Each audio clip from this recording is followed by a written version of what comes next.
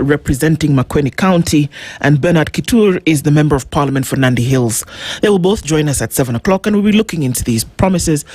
Why were they so difficult to achieve, or were they intended from the very beginning? So we'll talk about that with these two gentlemen at 7 o'clock. And we'll continue that conversation at 8 with former nominated Senator Gloria Orwoba, because we're going to be saying, okay, these promises that people hang on to, essentially the promises that you make to them are the reasons why they give you your vote, their vote. So if you don't keep them, what have you said? Promises versus delivery. Regime of all talk is the question that we'll be asking today. We're going to round out our conversations today. Enter El Nino. Julius Kor is the Principal Secretary, State Department of Water and Sanitation. And what are the plans then to be able to do this? Because you'll have a deluge of rain, but we already see that in some parts it's starting to dry up, and people are going to be needing relief food in the moment.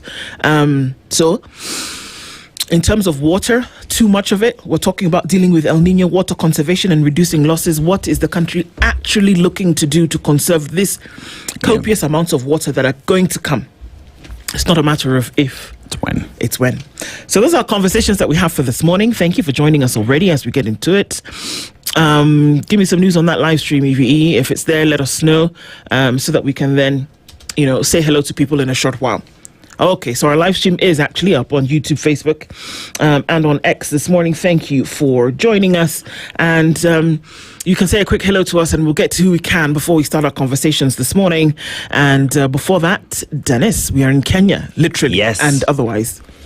How many cities do we have in Kenya? Cities? Yep. I think we're on 4 now, no? 5. Yeah, so we have Nairobi, Mombasa, Kisumu, Nakuru, and Eldoret is the city of champions. It's city of champions. And you think about our tourism sector and what it does to the economy, and one says Kenya can do better. The government aims to have in the upwards of close to 5 million people, strategies that are being put in place. There is also the ongoing project. A lot can be talked about that at the airport project. With everything that is not clear, we can do better than that. But as well, just looking at expanding bed capacity, making it affordable for local Kenyans themselves to tour the country and be part of that local tourism to make the economy continue to grow. Our animal, again, we said, is the what? Is the lion. Is the lion. If you look at the coat of arms and all government institutions, even State House has a lion that has been frozen there, so lion is our spirit animal, one would say. Ours is an eagle, but we're not talking about Kenya. Sorry. Yeah, but so our proverb today comes from Rift Valley, and it's about a cow does not give birth to things that speak. A cow does not give birth to things that speak. Who are these people who had this proverb? This comes from the Kalenjin people. A cow does not give birth to things that speak. Yeah. Hey, God in heaven. I think we're going to wait for Eugene Wamalwa. A cow gives birth to things that moo. Yeah. Right. So. You're headed there. A cow will only give birth to a cow. Bas. Yeah. So I know in my head, I have the words. To transport them to my mouth, it seems to be a challenge this morning. I can't. I know. See, you can see. I just can't get it out. So it's an apple doesn't fall from the tree. Right. You plant maize, you get maize. You're not going to get carrots. Right. So a child will most likely take after the parents. Yeah. So if you are an example to your child, one asks the question, what kind of example are you setting? Indeed. Regardless of how much you try to change, but in one way or the other, they'll pick something from the parent. I guess what is imprinted is what will come out. What will come out. Yeah. Yes. Yeah. I like that proverb, actually. Now that I've allowed my brain to, move properly. Authority set. Ding, ding. Just a little bit. Yes. So that's a good one. Very good morning to everybody. And we can see that you're in. Let's say a quick hello to you because, we're moving things a little bit faster than we normally would today. Obviously, because we want to get in a conversation this morning before 7 o'clock. And we're going to do that. So good morning to you. Thank you for tuning in. And we can across our social media platforms as well as just saying hello. I met a number of silent listeners who listen every day. And he said, tomorrow. See you tomorrow. And I said, yes, indeed. See you tomorrow. Because, it's great that we have silent listeners who just, keep listening to the conversation. It actually is fantastic. Thank you for doing that every morning, as you do. Yes. A very good morning to you, wherever it is that you're tuned in from. Thank you very much. And just seeing some of those comments already. Good morning, everybody. Says, your name is iPhone Guru. Okay, fantastic. Robert Tomogo is tuning from Mombasa. Very good morning to you. Peter Kiaria says, we stress too much over a life that can end at any time. Don't forget to breathe, laugh, love, make sure to live. I love that. Absolutely. Stop and smell the flowers. Kind of thing. Georgia Dimo says, good morning, Spice family. Rongo listening, very dry and cool. Jimmy Munothi says, good morning, Spice family. Can't understand what is happening at ODM. They just liberated Sifuna. Yeah, I'm not quite sure what's going on in the hen house, but okay. Yeah, well, they're going to have to figure it out in this case. You're going to bembeleza the thing down. That just figure it out. Deal with your issues, guys. Yeah. And then, Oga Rudy Soko kind of thing. Do whatever you need to do to get it done. Bernardo Gamba says, good morning. Spicing up my day from Nairobi. Education reforms to scrap off boarding schools. The only remedy to challenges currently in our education. You don't expect that from quacks at policy level. Well, interesting to know that 7,000 secondary school heads are in Mombasa this week to try and figure out what's going on. Kesha, or everybody, interested stakeholders, parties there in Mombasa. Figure it out.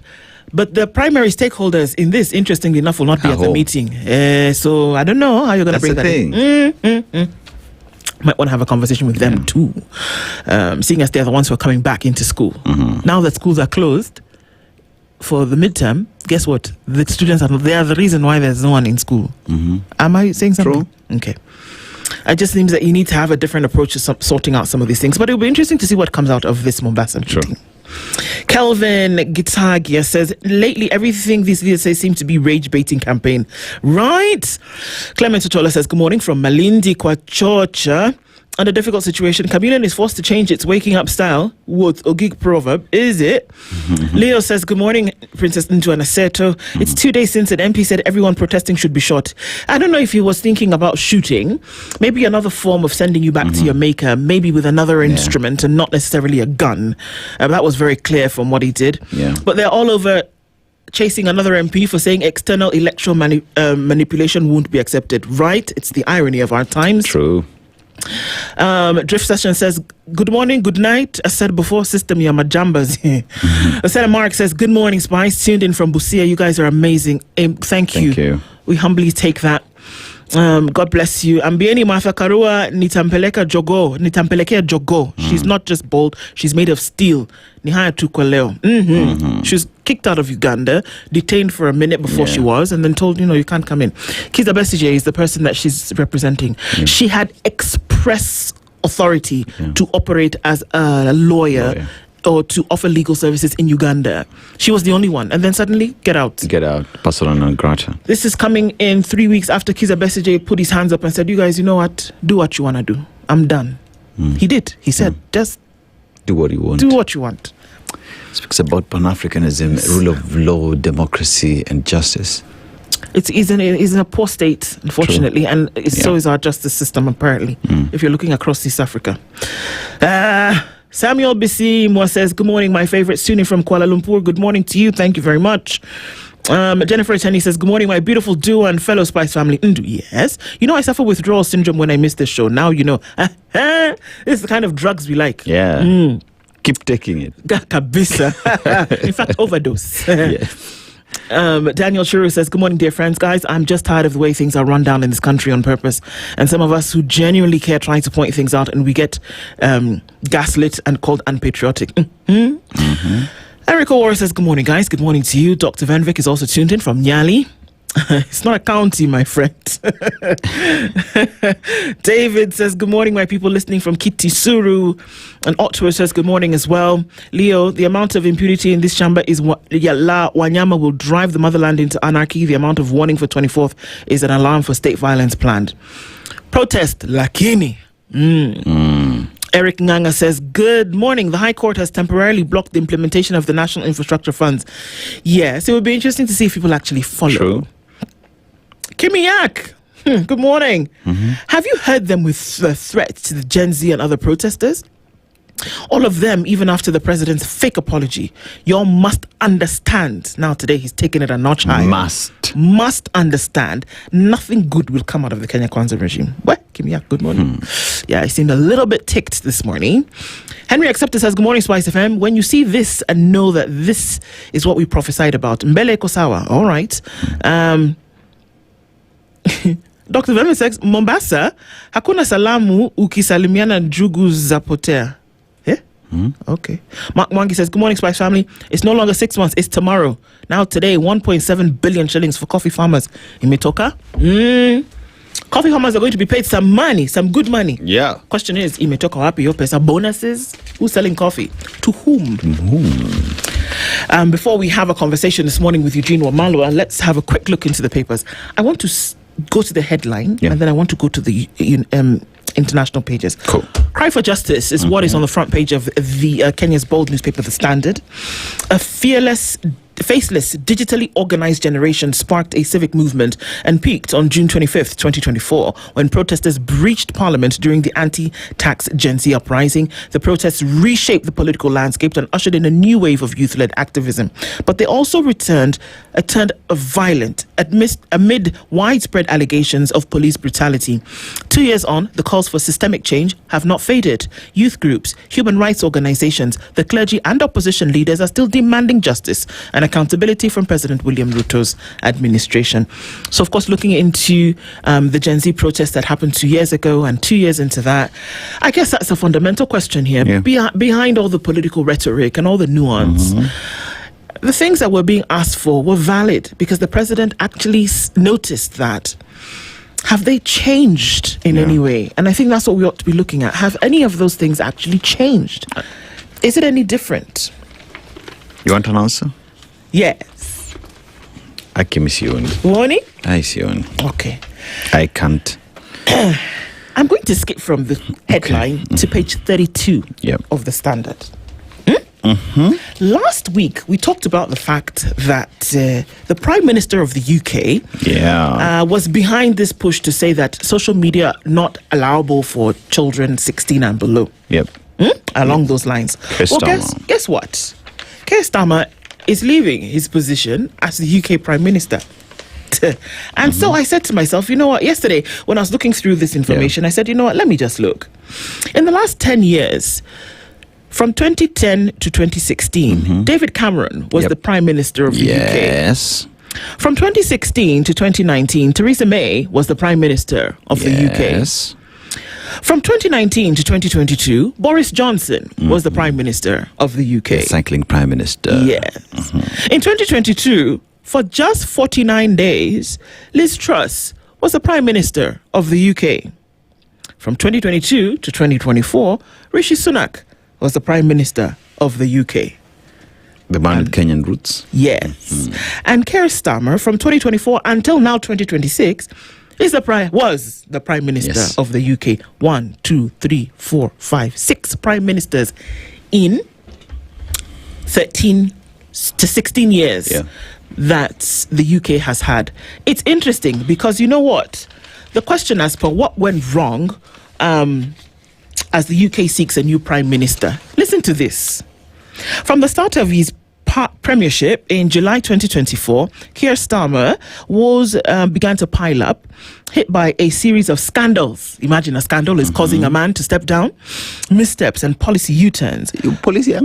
U-turn. Okay. Alisema atafanya hivi, akageuka akafanya hivi, alafu akasema wacha niwache hii kazi. Let me continue. Starmer's first 100 days were seen as a clumsy foray into the art of governing. First come a row from Labour ministers, including Starmer, accepting gifts. Accepting gifts. Clothing. Tickets and a sweater. And free accommodation. Do you understand what I'm saying to you this morning? The people of the London town said, no, please. Are you mad? Are you crazy? What are you accepting gifts for? And tickets as well. Don't we pay your salary? Even though the donations were within Parliament rules, Starmer announced he would return around £6,000 worth, but only after the scandal had been allowed to grow for several weeks. Yani alingoja kidogo, hoping it would go away. Then he saw several weeks, not months, not years. Wait. Okay. Can you stop applying standards for? I'm using what I'm used to here. So this one is a shocker. Wait. Let me just finish the story real quick. The government completely misjudged public anger over removing the winter fuel allowance, granting 10 million elderly, and had to backtrack under pressure from Labour's left-wing UK businesses, were then angered when Finance Minister Rachel Reeves announced major tax hikes in her first budget, seeking to raise an additional 40 billion. That's their finance bill. Yeah. Wakasema, you and the whole kit and caboodle, get out. Then you've removed funds that go to the elderly. They said, we're not going to have this. No. I'm just saying that's what happened in your colonizer's backyard. Yes. Colonizer. The one who left us with what we now call modern democracy. Yeah. Look at what they're doing. Between how many prime ministers were those? 6 in 16 years. 16 years. And this guy is on his way out. They're looking for a new one because alichukua nguo na tikiti ya hoteli na aeroplane. Please remember, he said, I can't do it. He chose to step down, resign, go, let somebody else who can do better and do. Aki Kenya, we can do better. I'm not asking, but resignation is a reality. It happens. Hizo story mbili ndio tunaangalia leo sababu Eugene Wamalwa ako in the house. We'll talk in a little bit and look at what's happening with weather, traffic, and then we'll come back and talk with Eugene in the hot seat. 6:30. Good morning. This is the Situation Room, the only way to start your day. The weather with SpiceFM.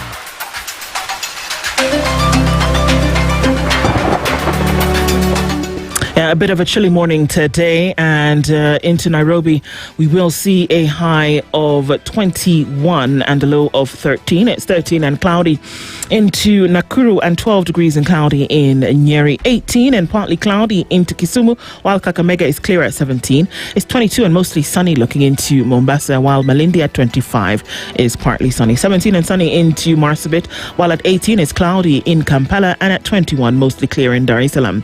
8 degrees and partly cloudy looking into Johannesburg, while Lagos is mostly cloudy at 25. Heavy rain this morning in London, washing away the Prime Minister. Mostly cloudy at 27 in Beijing, and 22 and rainy in London, in New York.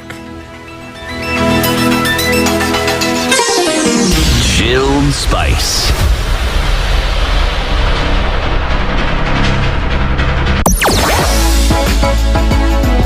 Sugar and spice and everything nice.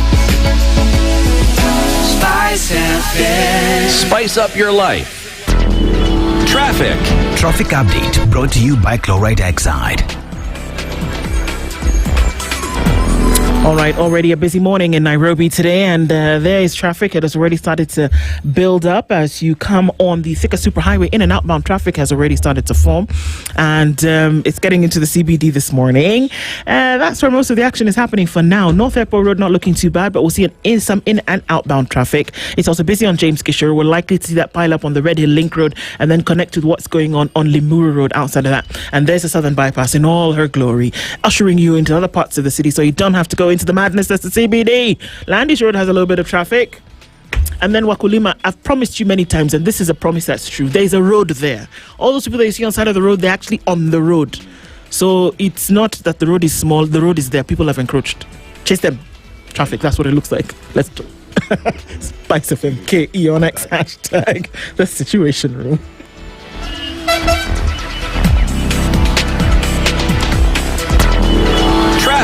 Traffic update was brought to you by Chloride Oxide. Wherever the road takes you these days, stay powered by Chloride Oxide. Get total peace of mind on the highway with the premium Oxide battery range backed by a rock-solid 18-month manufacturer's warranty. Chloride Oxide, inside from Chloride Exide. So many forward here. Titles are on the line. Rivalries are at their peak. This is the final stretch where legends rise and champions are made. From the Saudi League to the Bundesliga and La Liga. Recharge your monthly subscription today to feel the pressure, feel the passion, feel the game. Every pass, every goal, every moment matters. Don't miss a moment. Renew your subscription and stay in the game. To renew your subscription, dial *858# for self-service or get in touch with our call center on 0719 077 077 for customer care. Buy a StarTimes decoder at any of our dealer shops countrywide. Download the StarTimes On app to enjoy all your favorite shows and stream live channels on the move. StarTimes. Enjoy digital life. Sebastian Allaire. Mature, intelligent talk every morning. Spice up yourself.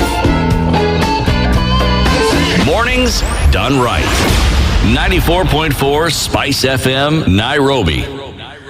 It's 6:30 on the nose, and we're going to have a conversation this morning with Eugene Wamalwa in just a few seconds. But it's interesting to note that the CS said that the folks that you thought were goons were not goons. Yeah. They were watchmen. I don't know how many watchmen. How many watchmen does it take to fix a light bulb, kind of thing? Because how many watchmen are there? They all said, where were these watchmen from? Is there a community of watchmen that just hang around the city, then that invite themselves into public participation arena? Assuming All Saints is the HQ of Watchmen SCK, Society of Kenya. They need many. Also, it's pre-independent, so they need a lot of watchmen. Okay. That's the most nonsensical message anyone can ever say. Let's just call it for what it is. Yeah, but I choose peace because in that CCTV, we saw actually the guards themselves at the entrance. You don't actually have to explain because the ridiculousness of it just does not warrant. But we don't need to deal with that because... But remember, the president said, Wajinga walisha Kenya. Not me. Oh. President William Ruto said that. Not you. Yep. Taking us into a conversation that we'll have today, because we then must ask, okay, so what happens next? DAPK party leader Eugene Wamalwa is here with us this morning. Very good morning to you. Morning. How are you doing? Very well. Thank you. Karibu sana. You're up with the chickens today. Yes. And we're glad that you joined this conversation with us. Thank you very much for doing that. Asante. We're looking to a number of things, but before we do that, Dennis has a proverb from a very interesting country. Yes. This country, its diversity makes it unique. It's a country that continues to tower, especially when it comes to long distance running. We're in Kenya. Yes. Our coffee, our tea, mandhari yetu tamu zaidi. But let's go to the proverb. This proverb comes from the Rift Valley, specifically from the Kalenjin community. A cow does not give birth to things that speak. How would you interpret it? A cow does not give birth to things that speak. Yes. I think that's a very interesting one. The Rift Valley community is a pastoralist community. Yeah. And how would I interpret that now?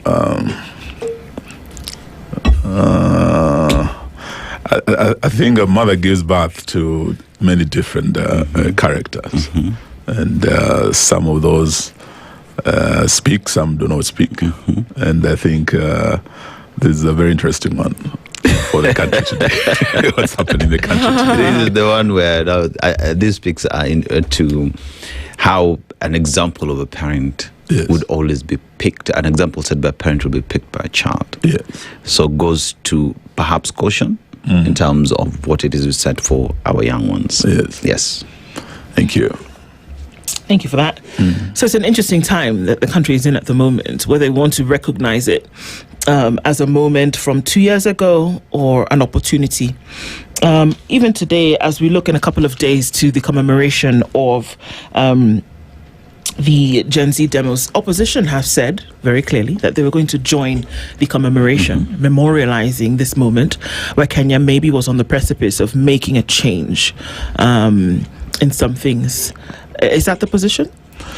Actually, we are not joining, or we are not leading the process. We are standing in solidarity with the families, and particularly the young people who led the revolution on 25th of June.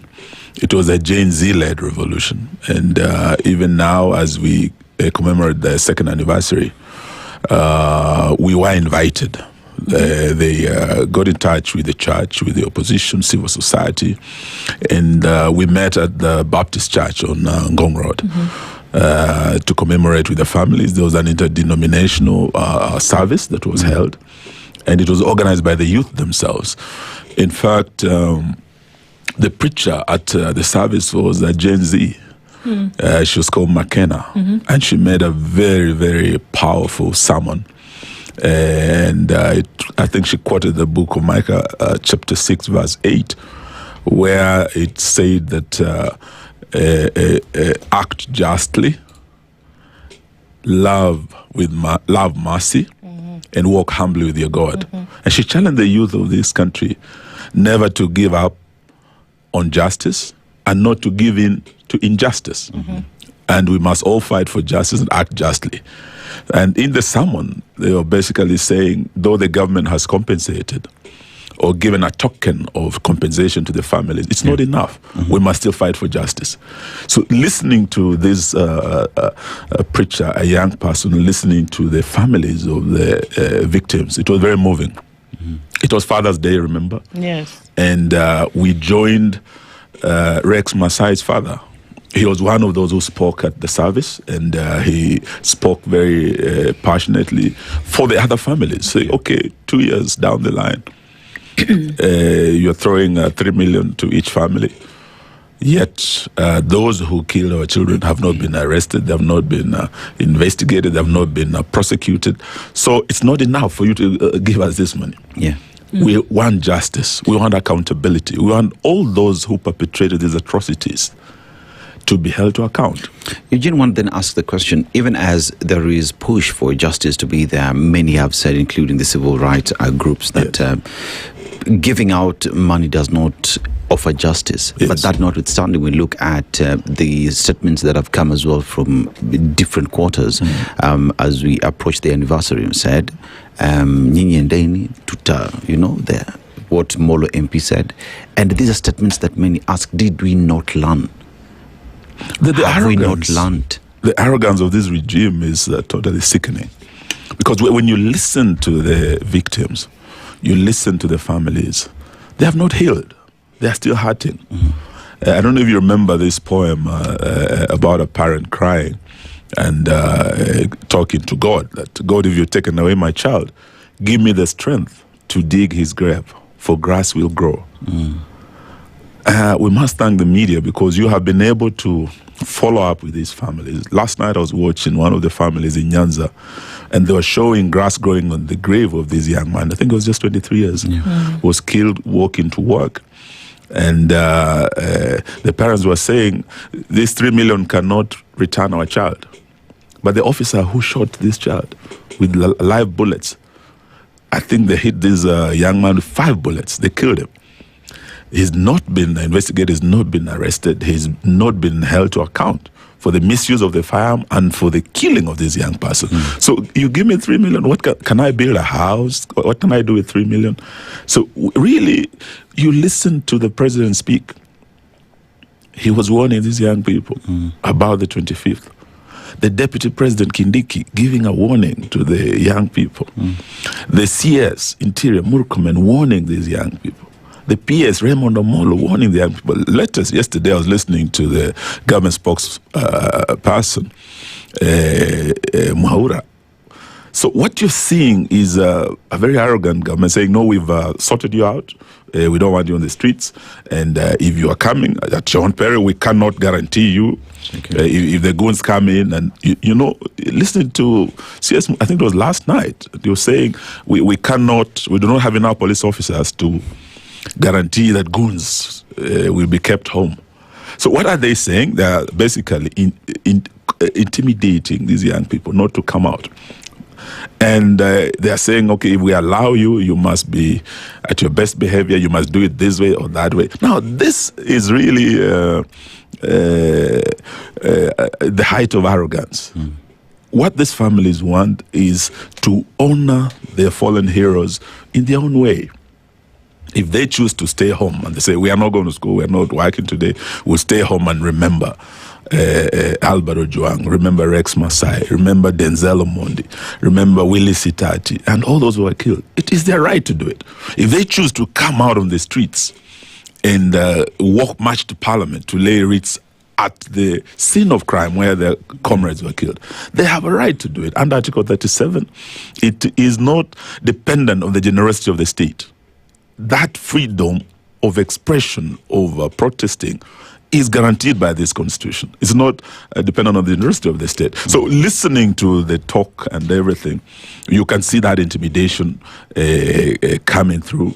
But we as the opposition want to say this is still a youth-led event. They are going to remember their comrades.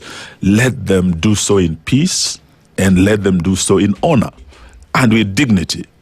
Last year, we were invited by some of them. I was with my brother Kalonzo Musyoka. We met them at the Holy Family Basilica. They had wreaths of flowers. So we marched from Holy Family Basilica to Parliament. But the amount of force that was used, Parliament was completely barricaded. If you looked at the barbed wire, you would have thought it was a maximum prison somewhere. Then the force they used in tear gassing, in shooting, in injuring these young people was uncalled for. It was a commemoration. Yeah. What happened? 62 fell on the 25th of June. Yes. Live bullets. You saw police going on one knee, aiming and shooting unarmed young Kenyans. On the day of commemoration, yesterday I had IPOA confirming the figures. 27 were killed again, going to remember and honor their heroes. Within a month, actually it was less than a month, because from 25th to the 7th of July, it's just like 2 weeks. 2 weeks. Another 38 were killed by police bullets. So meaning within the month of commemoration, almost another 60 people were killed by the same police. Yet we are not ready to hold to account these people. Out of all this, you look at the report given, only 3 cases. What does that mean? It means this government is not ready to ensure accountability and to hold accountable all rogue officers who are misusing firearms, using live bullets, and actually murdering their fellow citizens. Does it equate to then that even though they were able or willing, or rather able or ready, that there is an unwillingness to actually follow the elements of the Constitution? And I ask this because if we look at the factors that sent folks to protest in 2024, have any of those actually been met? Because the response from the president on the night of the 25th was one of anger. And he was very clear in his statement on that night after what happened had happened. He then came back the next morning and kind of retracted what he had said, and almost without just saying it, looked as though he was a bit remorseful for the words that he said. And this is when he, and I say this in air quotes, then what's the word? Evacuated cabinet and said that, we're bringing different people in, kind of like just shifted them around. But have the issues that sent folks to the streets in June 2024 been addressed? Because that's the fundamental thing. Not at all. Not at all. And looking at what happened that day, these young people had demanded that finance bill 2024 be shelved. They were actually at the gates of Parliament when members of Parliament, went ahead and arrogantly, went through the third reading. They rushed through. And these young fellows were at the gate. They could hear them. The members of Parliament could hear them saying, no, reject.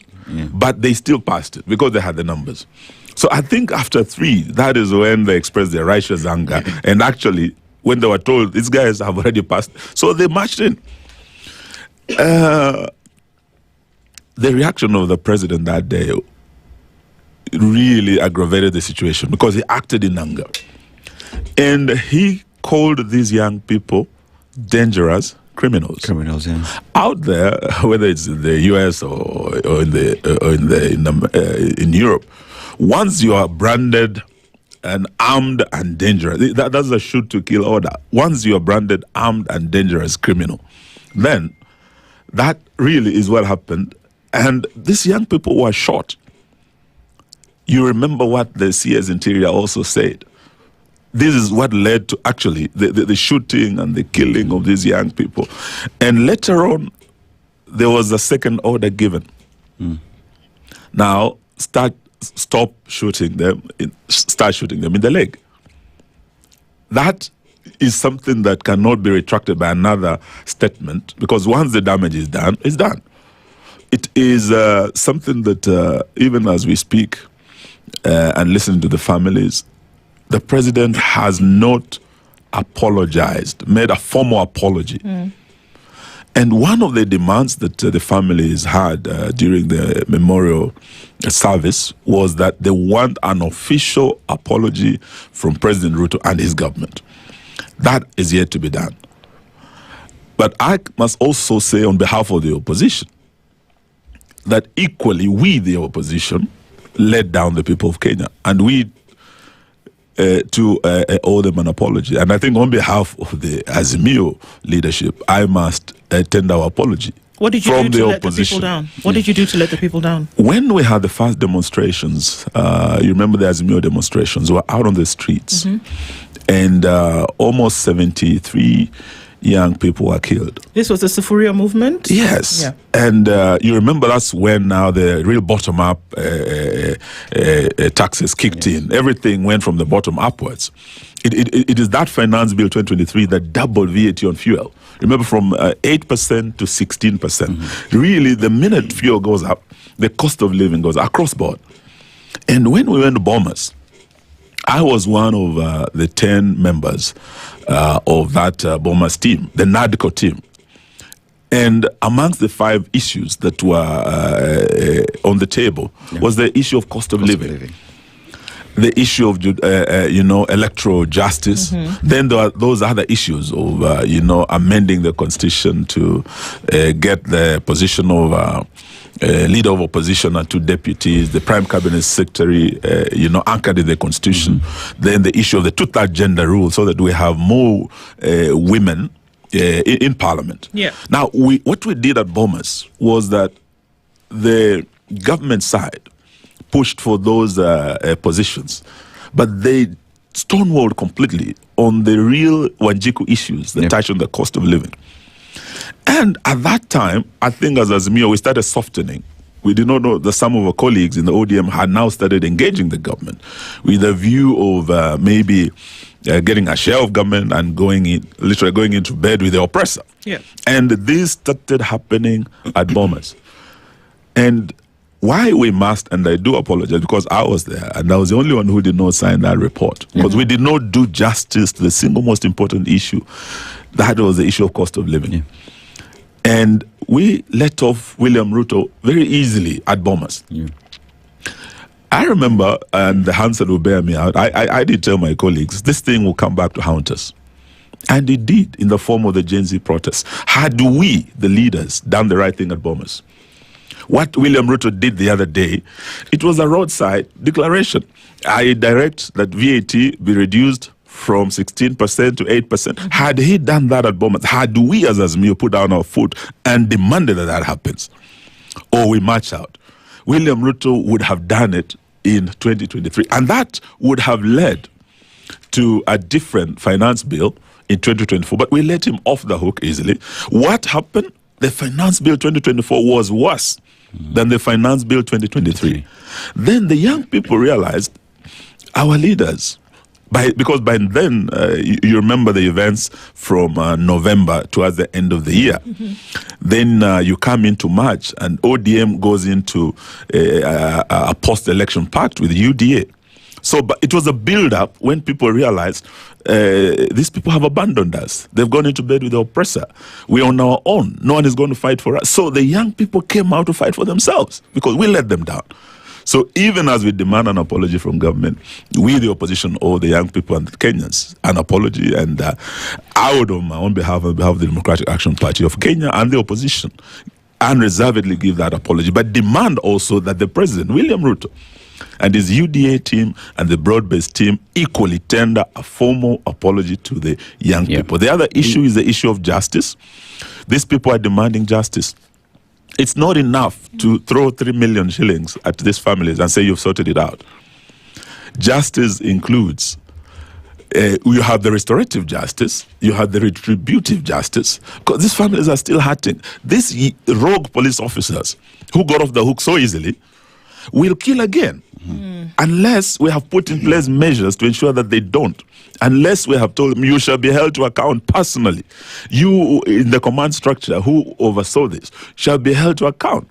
And we must remind them about General Ali, the IG of police who ended up at The Hague. He was taken to The Hague, and IG Kanja, we've told him, if he or presides over these rogue police, they will continue killing Kenyans and committing crimes against humanity. Samia Suluhu is today facing challenges that might actually lead her to The Hague.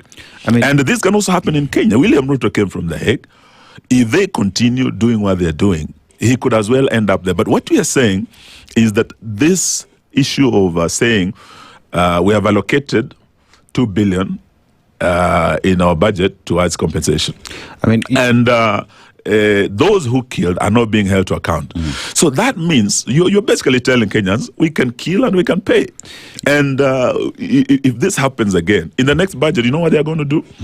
We must set aside maybe another 3 billion to cover this. Because it is going to happen again. What I'm hearing you say is that justice must be given and must be seen to be taken place and be done. Yes. But then again, if you look at the opposition as previously was constituted Azimio, the court itself ruled that Azimio was the majority in the House. Yes. But we're looking at members of parliament who, before the fact, allowed themselves to cross and work with government, you know, goes to speak in terms of the electorate, who those who've been elected, given an opportunity to represent, not knowing exactly what they ought to be doing in the House, because one would say, he who pays the piper calls the tune, you know.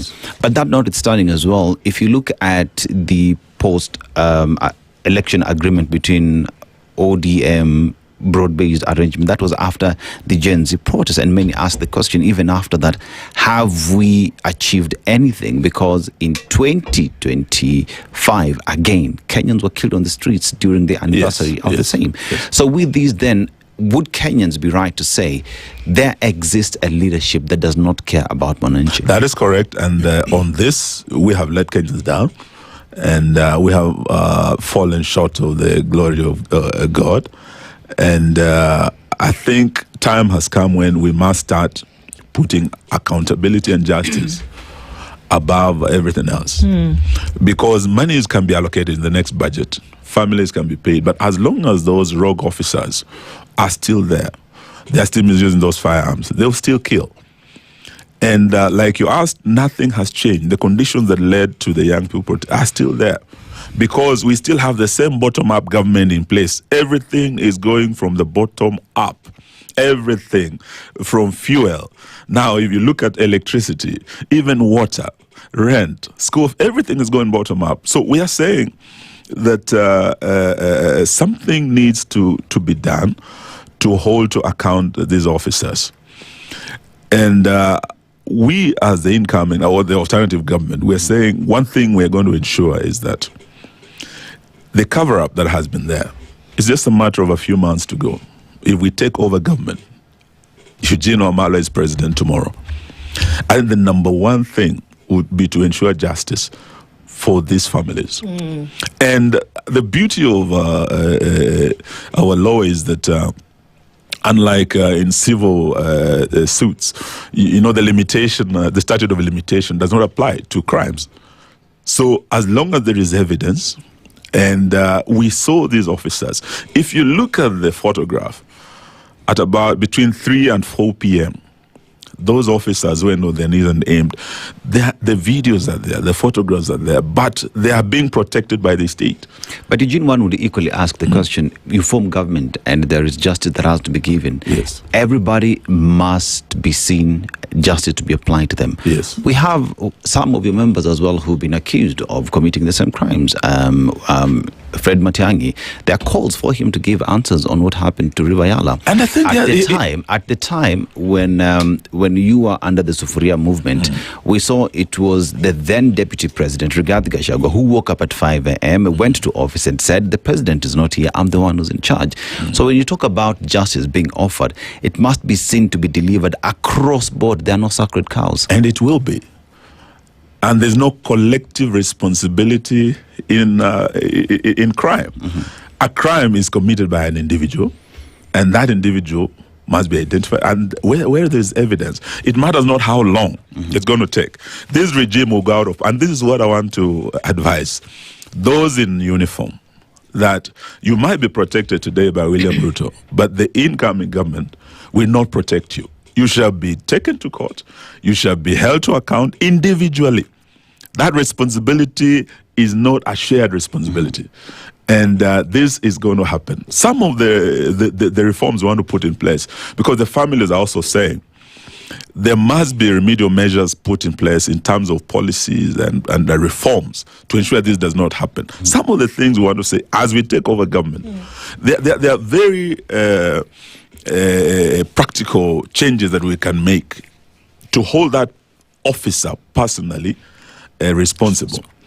If we have body counts for all the officers, so that whatever you are doing once you're in uniform, you are able to monitor your movements. And whatever you do, whether it is taking a bribe, you can be traced. That will kill the issue of corruption in the police force. And it's mandatory because you cannot take it off. It will be an offense. So these are some of the reforms we can put in place. And also the movement of firearms. Using technology, you know that those technologies that can be put on arms, so that there's traceability of arms from the armory to the officer. It's called the RDI, and that arm is traced to the place where it was deployed until that time when it is returned back to the armory. In terms of the ammunition used, so all we need to do is enhance some of these checks and use technology to hold that officer responsible in terms of his movement and the movement of the arms, and the misuse of arms would be something. What are these people telling us? That we could only find enough evidence for 3 cases. If we have 62 killed and you're only prosecuting 3, what does that mean? The rest are off the hook. So it means these officers would still say, okay, the chance of me being prosecuted, even if I do this, is like 1.5%. So, but if we increase that weight of responsibility on an individual officer, you'll see changes in our police, in the manner they handle those firearms, in the manner they handle the citizens. Because this, we had a police force. Under the new constitution, we're supposed to have a police service that must act in the highest form of professionalism and with respect to human rights. That is in the law, the National Police Service Act. It is in our constitution. But these officers do not care about human rights. And the government itself, because it's protecting the same officers, do not care about human rights and the rule of law. So our pledge to Kenyans is that we must return this country back to the path of the rule of law and constitutionalism. And to do that, we must have a president and administration that actually believes in constitutionalism and the rule of law. That is totally lacking. And this is one thing that we want to assure Kenyans, that given that opportunity with Wamalwa as president, that will be my number one priority, to ensure justice to the victims. Are you saying that there is lack of political goodwill to deal with the problem that we see today, ending police brutality in the country? Totally, and there is what we call protection. This is what creates the impunity. And we have special squads of police officers who have been responsible for these executions. You remember when President Ruto took over, he said he was disbanding the SSU. Yes. You're saying this was the unit that the Uhuru administration was using to kill people. But as we speak, he has created his own special squads, including some of those who are particularly from a particular community who went to parliament to defend their own.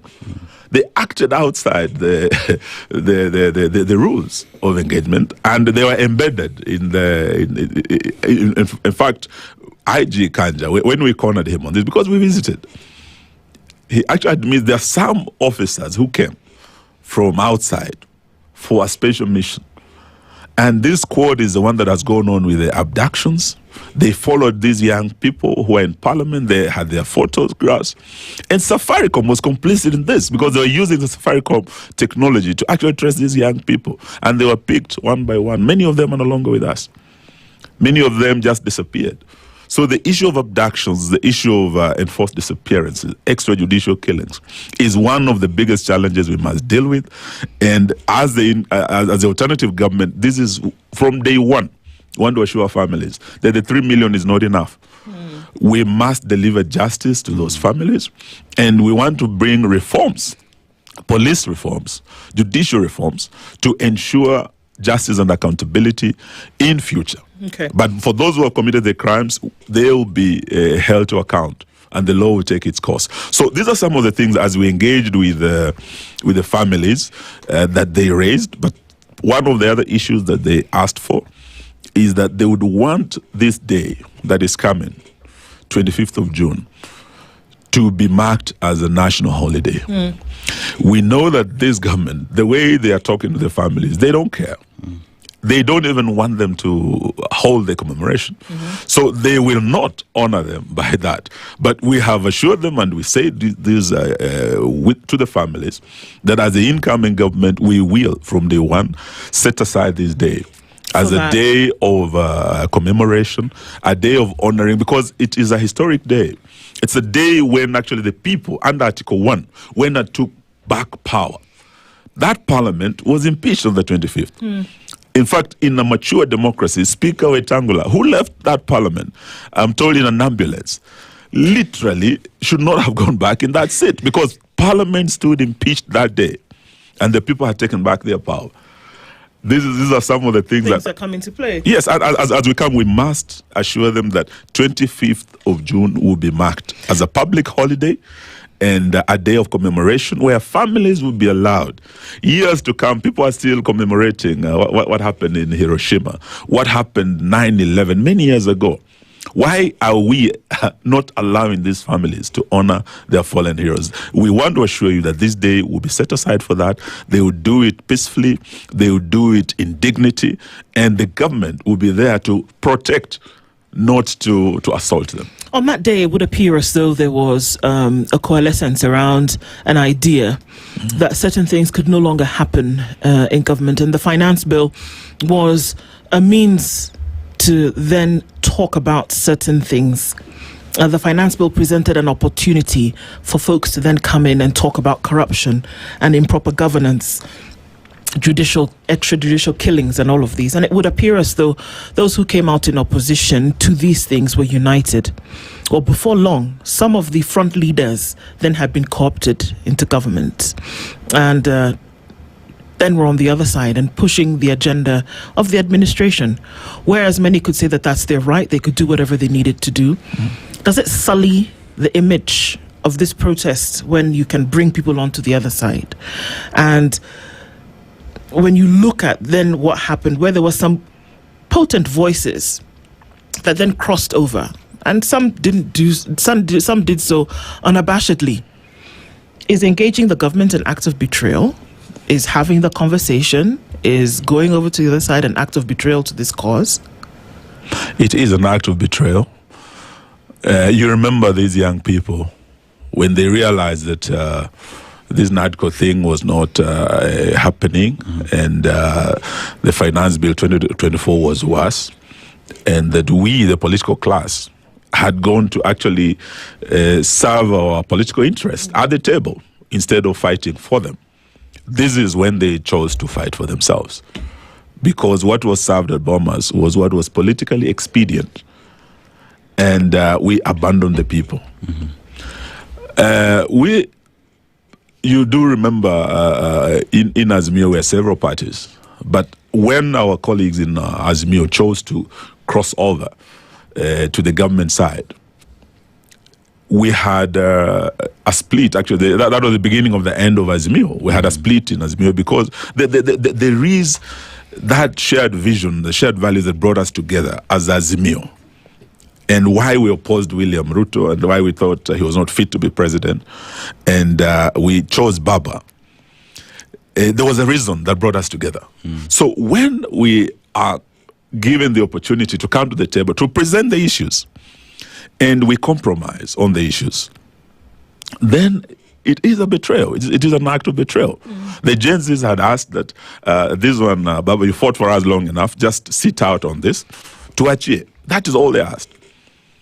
But when we came to the table, hatukuachia, we instead crossed over to the side of the oppressor and signed an agreement to share power.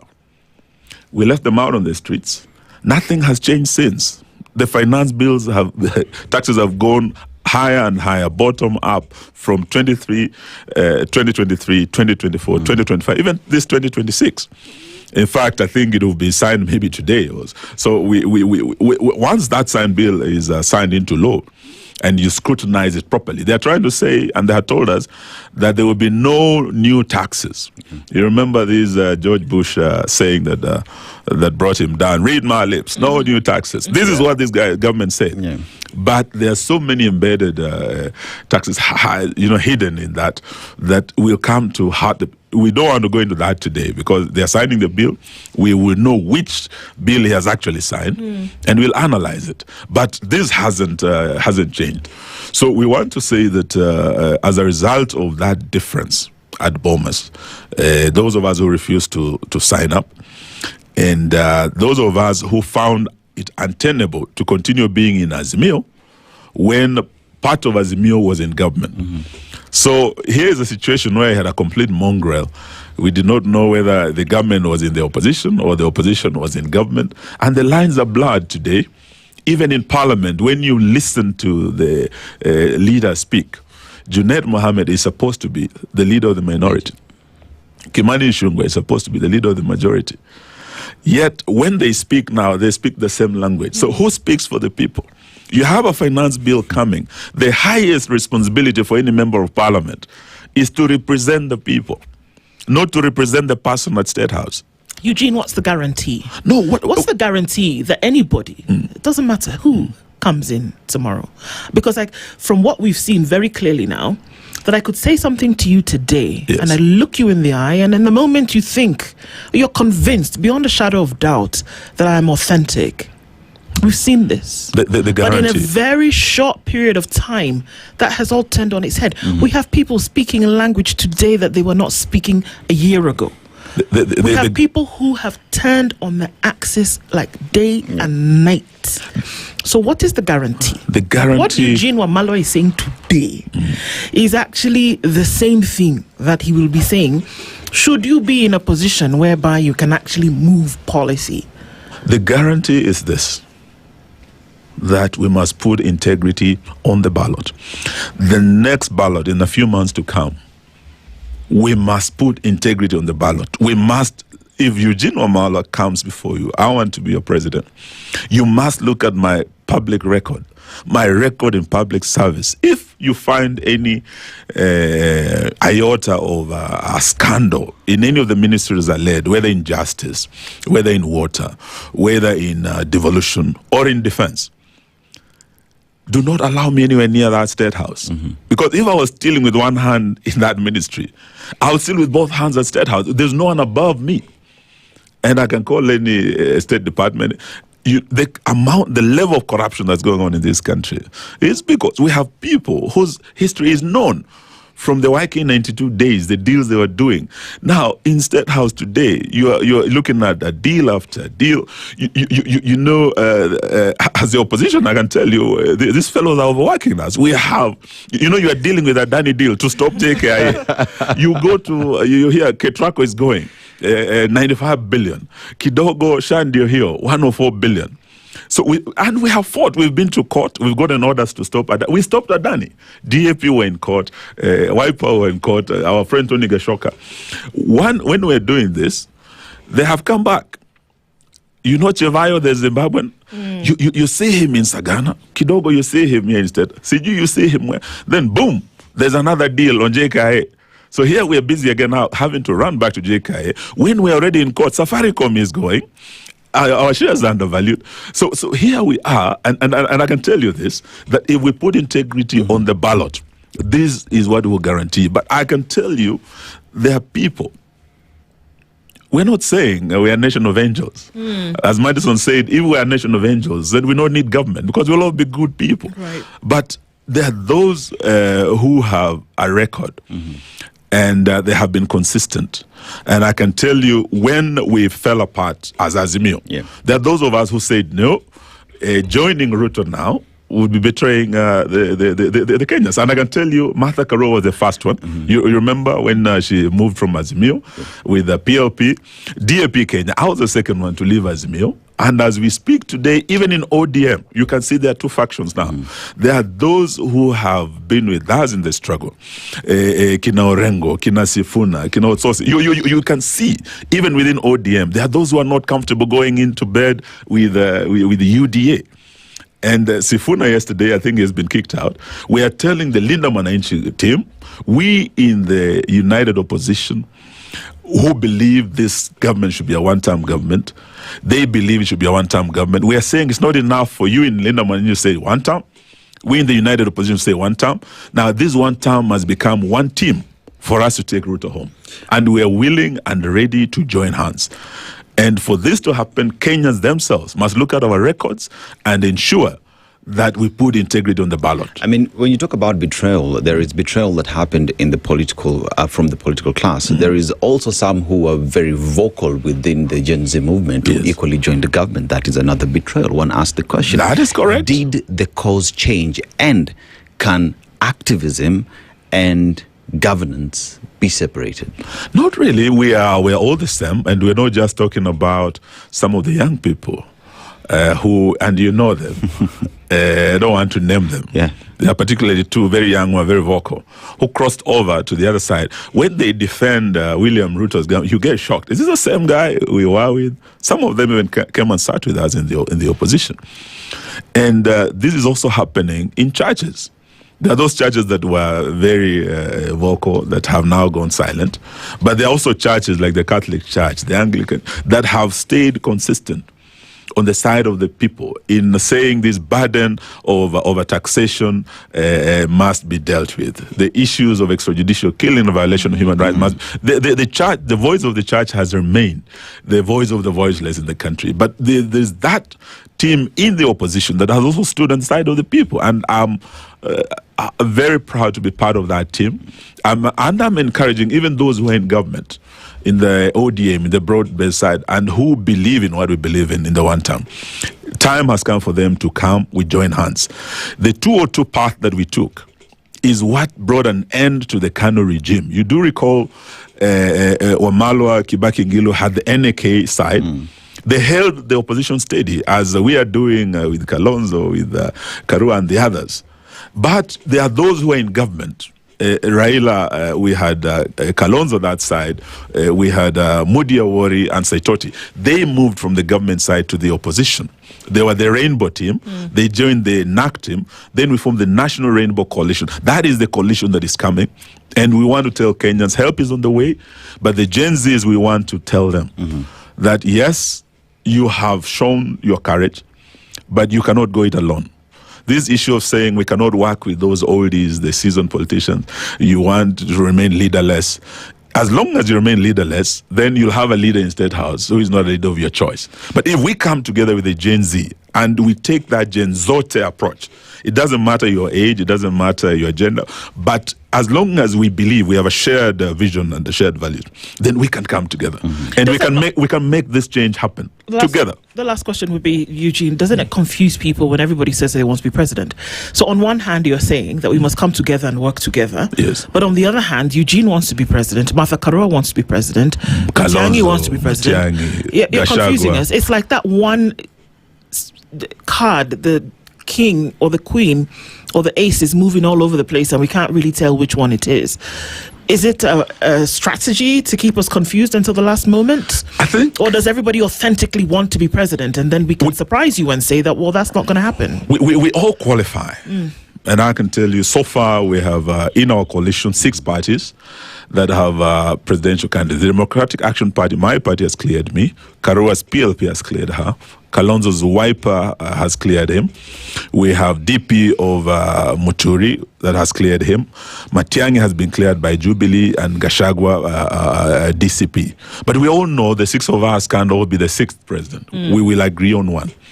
We also know that in the Linda Mwananchi, they might also join us, and they might also have the presidential candidate to join the team. So we might have 10 presidential candidates.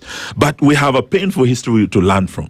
92, when everyone said they were popular enough to remove Moi, Jaramogi could not agree with Matiba and Kibaki. They lost to Moi. 97, my brother Mike could not agree with Raila, with Ngilu. Ngilu said Masani ya mama.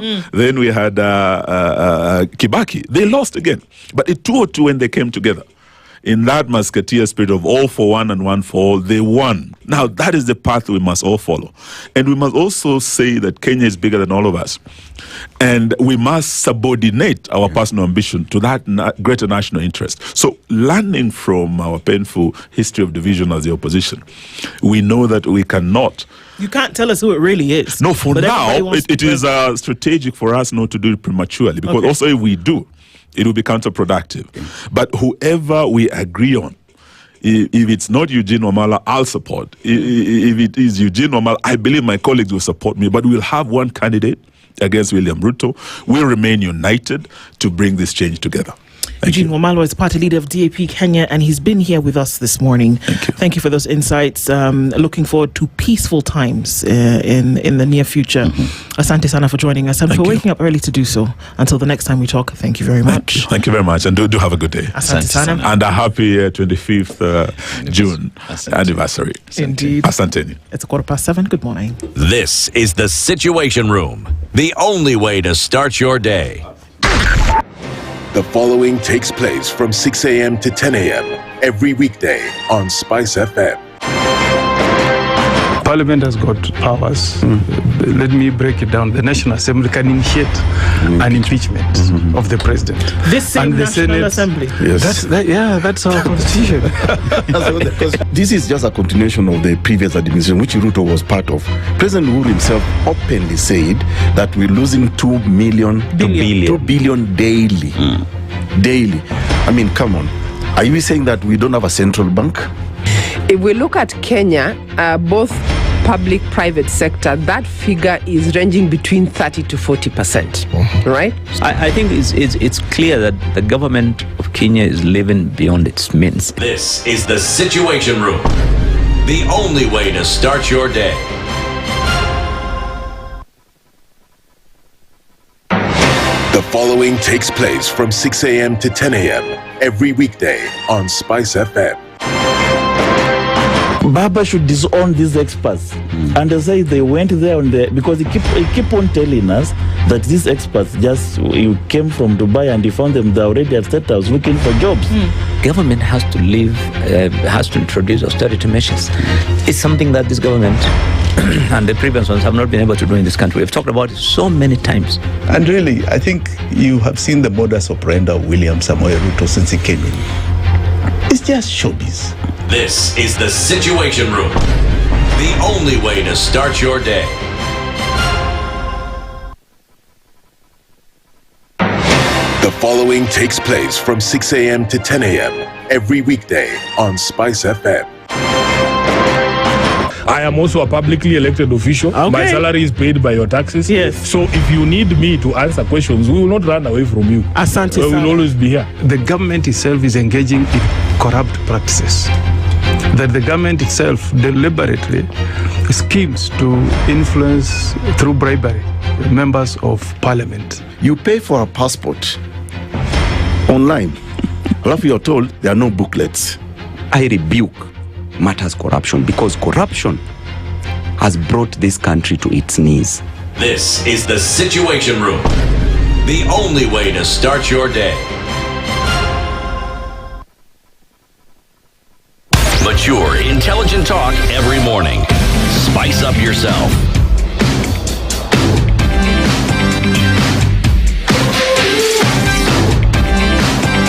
Mornings done right. 94.4 Spice FM, Nairobi. It's 19 minutes after 7 o'clock, and our conversations continue back to back this morning. And now we're going to a next one. Yes. Whereby, we're going to look at a number of things, whether they had the power to actually finish. One thing that we will not deny is that when you employ this particular thing, you will be guaranteed of power. Yes. Okay. Chloride dioxide, especially the Exide Matrix battery. You know what it's doing? It's going to make sure that everything in your vehicle, talk about navigation, massaging seats, cooling, steering, you talk about the adaptive dampers in your suspension. Everything that is meant to work will do what?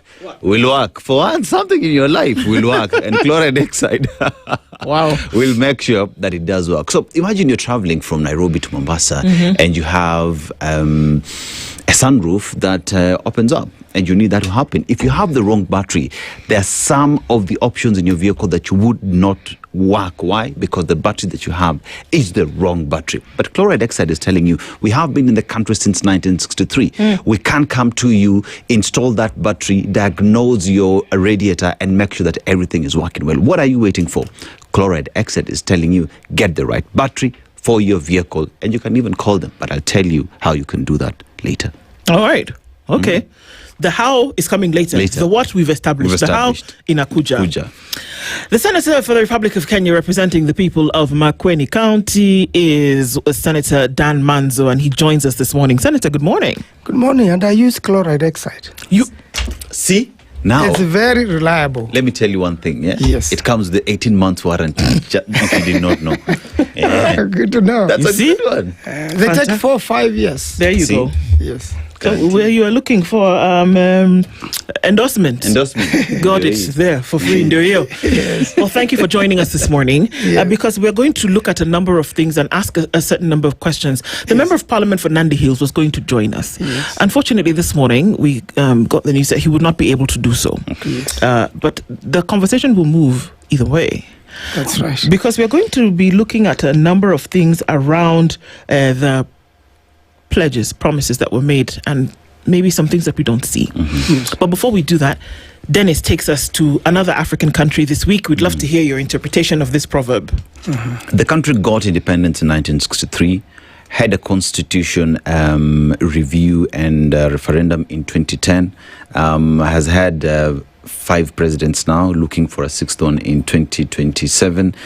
It is a country who in June 25th, 2024, Parliament was overrun by the young people we are in Kenya. Right? A beautiful country. I was there. Yeah, a country of beautiful people. You talk about our diversity that makes Kenya be unique in its own entirety. Beautiful. The only country in the world that has a national park in the city. But let's go to the proverb. This proverb comes from the Kalenjin people. A cow does not give birth to things that speak. How would you interpret it? A cow is a silent animal. So in the first place, it means, like, for example, you cannot expect water from a rock. There is what you expect, from somebody. So such that these are the fruits, of the product of somebody's works. What you expect. When somebody works hard, you expect a reward. When you don't work hard, you don't expect anything, and that you expect things to be at normal. That nothing strange will happen, such that if the sun must rise from the east, then it will set in the west. And therefore, I think it encourages that you don't expect, what is not naturally expected from anything. So you must expect the natural course of things. And the natural, the way the nature works. So that we will not expect the sun to rise from the west and set in the east. Therefore, if somebody has a bad character, don't expect something good out of it. On the money. On the money. Kabisa. Okay, so We're looking at a number of things. A year to the conclusion of the term of the current administration. And a number of promises were made by the president. And it's actually has a slogan now in 6 months' time, because it's actually said that a number of things were going to happen in 6 months. Yesterday we looked at that. But, we want to start in your county, Makueni County. Yes. Thwake Dam and Umar Dam. Yes, Umar Dam is in Kitui. Umar is in Kitui. We're looking at now Kambani, but now we'll start with Thwake in Makueni. It was to be completed January, February, March, April, May. May comes after April. It was to be completed in May 2026. Yes. Umar was to be completed for Kitui in May 2026. Is it? No. I remember the last time the president came to Makueni, he said that it will be completed in May, by May. In fact, he will say end of April. April has come and it's gone. I've been following up with the story of Thwake Dam because I know it for a long time. It was started by President Kibaki when His Excellency Kalonzo Musyoka was his vice president. And Uhuru Kenyatta did the groundbreaking and worked on it seriously before he left. He really wanted to open up the dam, but the engineers said, certain things must happen, curing and things like that. But I can assure you, as a resident of that area, that's really like my village. It's not far from my home, and I've grown up there. I know when the river goes dry, after some time that river goes dry, you can't have water at that river. And the people of Makueni, Kitui, Machakos, and to a large extent Kajiado will benefit from that dam. And the biggest need in Ukambani is water. The people of Ukambani are very hardworking. If they have water, you have irrigation systems, you have pipes, they will be the next, food basket of this country. They are very hardworking. And even at times when you have better rains, like we are very blessed as a country, God has given us reliable rains in the last 3 years, generally in the country, and in Makueni, where sometimes we go for 5 or 6 years without rains. So they've been working hard, and the farms have some food now, those who worked hard. And therefore, the dam did not happen. Since Ruto came to power, nothing has happened in that dam. When you say nothing has happened, this pen, I can move this pen from here, and I can put it here. Something has happened. Let me be fair. Let me say very little. Okay. Let me say very little. This is what happened. The dam was, when President Uhuru left or retired, the dam was at 96%. Okay. It is still at 96%. There was an engineering housing program which was going on. Where it was left, very little has happened. There was the report is that the slab has been curing. The dam now, it's a rock fill. So it was, you put rocks across the river, a lot of rocks, hard rocks, and then you made a slab, just slanting on the rocks. And that's the science with using. So they said that has been curing. For how long? But cement cannot cure for 3 years. Yeah, cement cannot cure for 3 years. I'm sure by now water should have covered, and in fact the engineers should counter check before water comes to that dam, because we don't want a situation where we have an accident or the dam breaks, because that will mean a lot of disaster downstream to a lot of people, because this goes all the way to Malindi. This river is what later on becomes Galana. So we really need to get back to this dam and get it completed, let the water fill up. I am aware, because I've been following up with the Minister of Finance, and I have managed to meet the Permanent Secretary once in a while. So let me ask. I know the story because I followed about the funding. Yeah. So in your follow up, yes, because rains, you've just told us that rains have come and gone. They've come and gone. They've come and gone. The dam is 96% complete.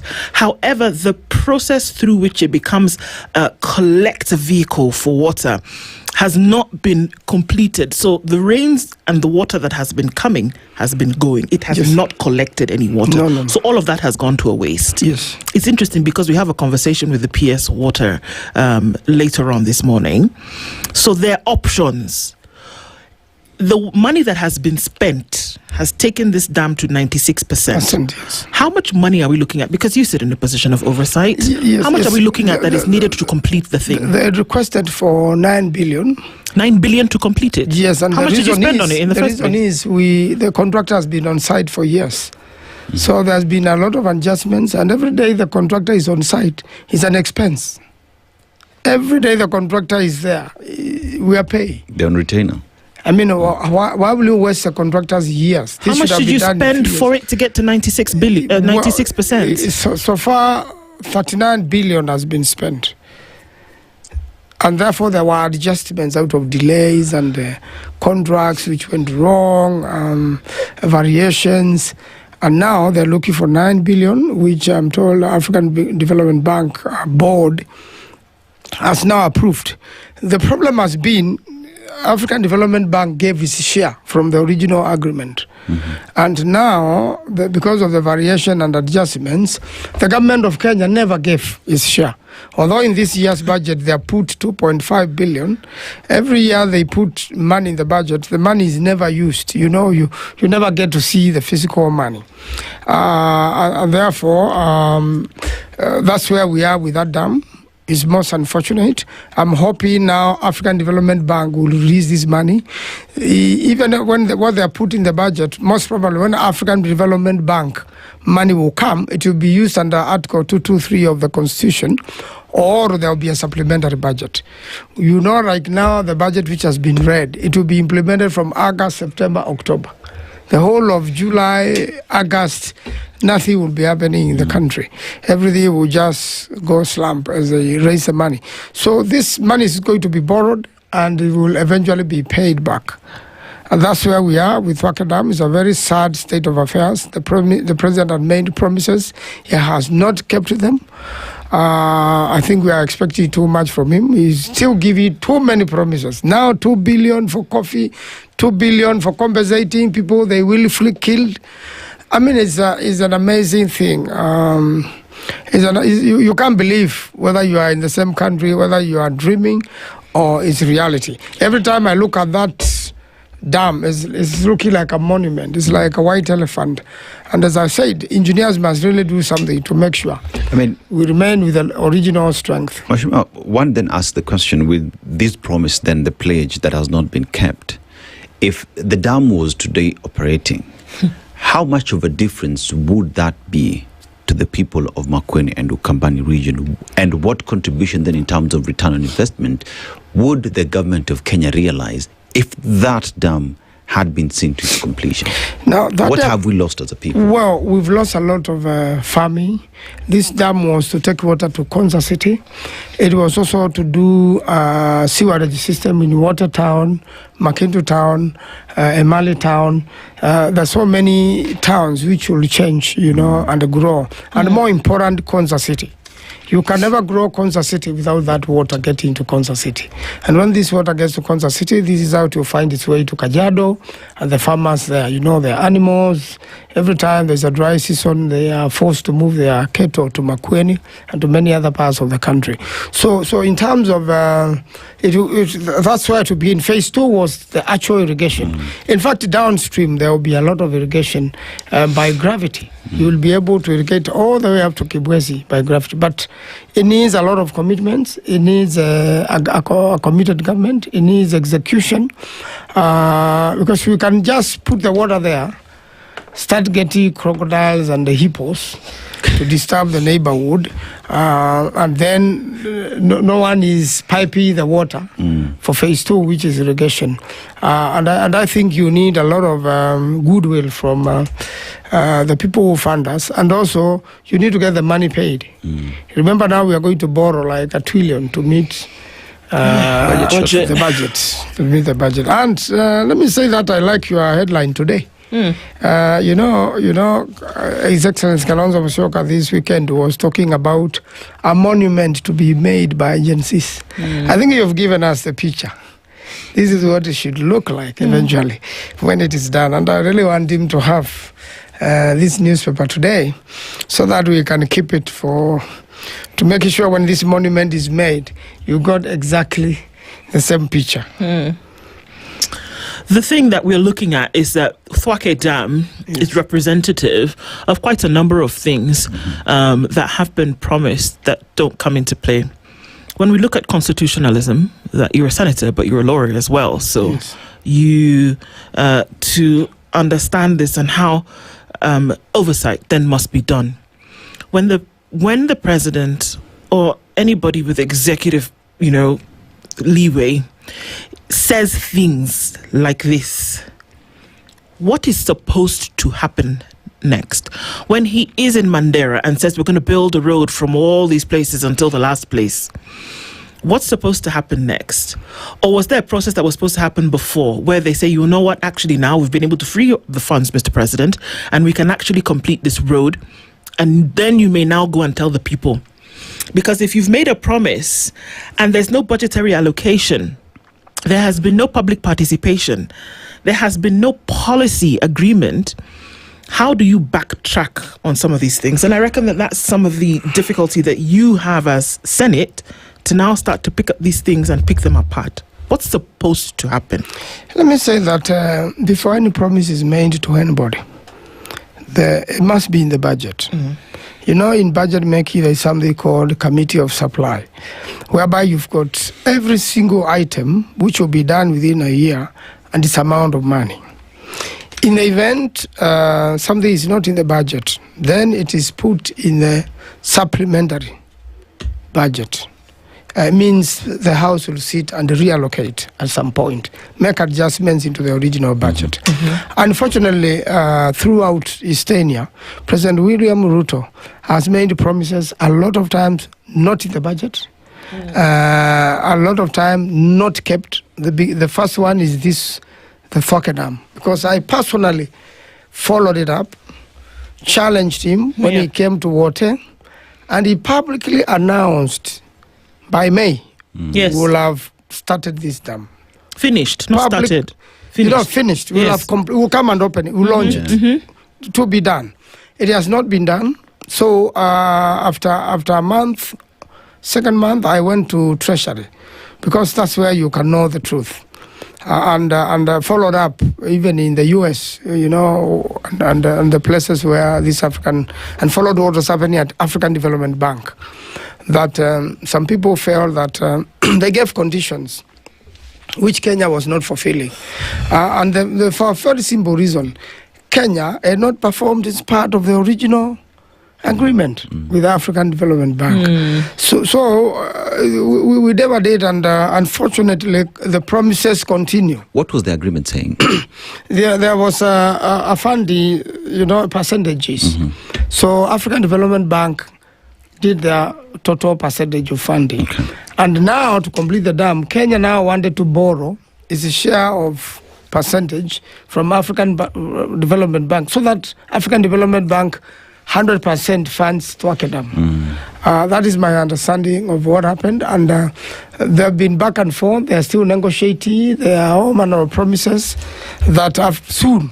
Now they say the board has approved, so we don't know how long it will take for the money to get here. Will the money actually come to the completion of Thwake Dam? Well, ordinarily, African Development Bank is supposed to pay the contractor direct. I hope they are not going to remove this contractor, because when the president was deputy, he had his own company which he wished to do the Thwake Dam. The government gave a different company. All of them are companies with the capacity. They are Chinese companies. They have capacity to do the dams. They do good dams all over the world. They keep their time. This was to be completed initially. The works were to be done in 3 years.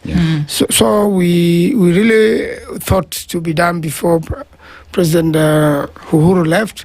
He personally came there, and the engineers advised him the timelines he was giving were not going to work because of the curing, which must have now taken place. So I really want the government to keep this And I'm sorry, it is not the only broken promise. Yeah, because, Senator, then one asks the question, when we look at Twake as a representative of all the promises that have been given, and more promises being given to Kenyans, one asks the question, is it just a political tool that I can come give promises and move because I never intended to fulfill them? And how then do Kenyans demand that promises be kept, that if you do not keep them, you walk out? Because we just read a story from Britain where the promises that were given by one Keir Starmer are the reason why today he's resigned. He's resigned. And that's why Kenyans wished that William Ruto resigned a long time ago. He has not kept a single promise. The latest promise is the 2 billion for coffee. He said today he's going to sign it. So we expect him to release the payment of the coffee money this week. The other day, you remember them promising to pay the Gen Zs by end of last week. I can assure you up to today, no single compensation has been done. Yet they have Kenya National Human Rights Commission, and they have an illegal secretariat headed by Professor Makau Mutua, an unconstitutional secretariat, claiming that they are following up some judgment in Kirugoya, which they have not followed to the letter. So Kenyans are yet to see more. Let's hold the president accountable with the compensation for the Gen Zs, and I'm hoping they are not going to kill more this week so that they promise to compensate. This 2 billion, which is being used to compensate people who should never have been killed in the first place, would have been used for development. Probably would have been used to complete Twake Dam. I don't believe Twake Dam needs 10 billion to complete. It needs much less money. It's only that some of the works have been expanded.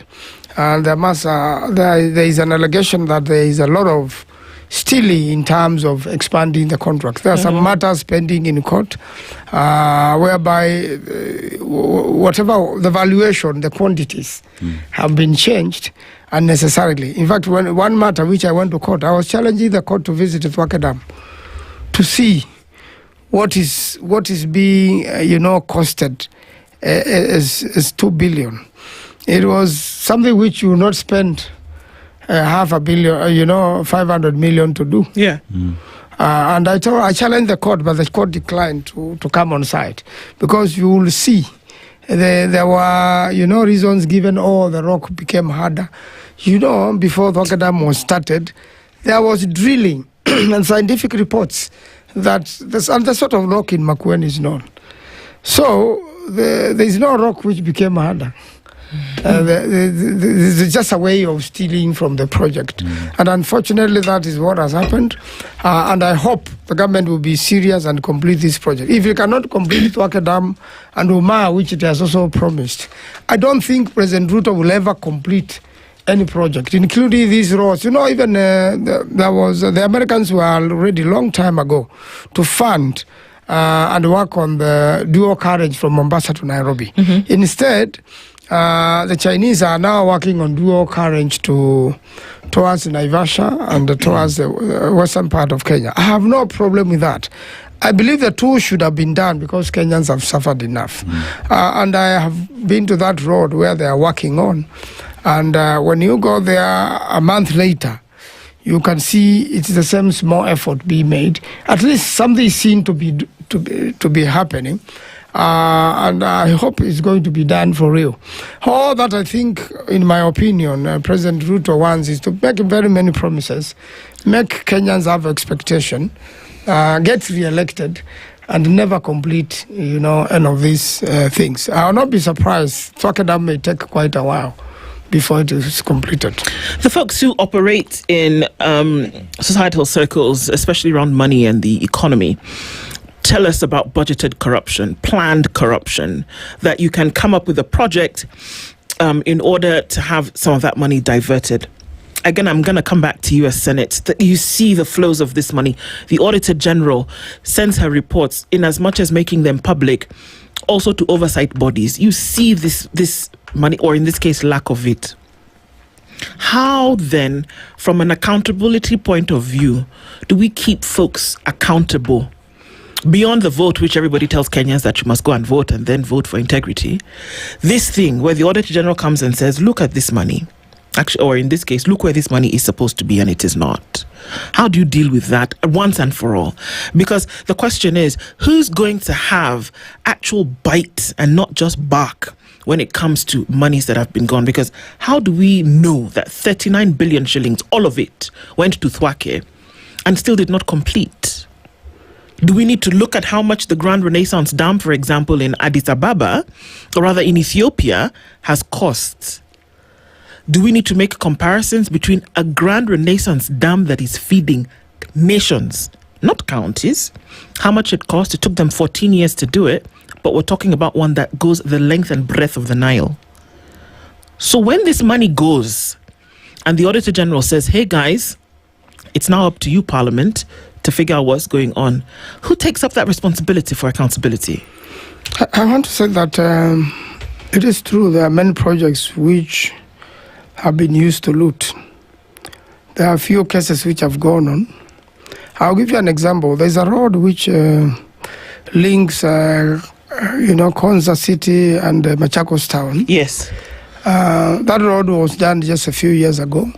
Today it is rebuilt with the portals. There's a road which was done in the 70s from Mombasa Road to a place called Nunguni in Kilungu. That road is still intact 30, 40 years later. But a road which was done 5 years ago doesn't exist. You can't drive more than 20 kilometers per hour.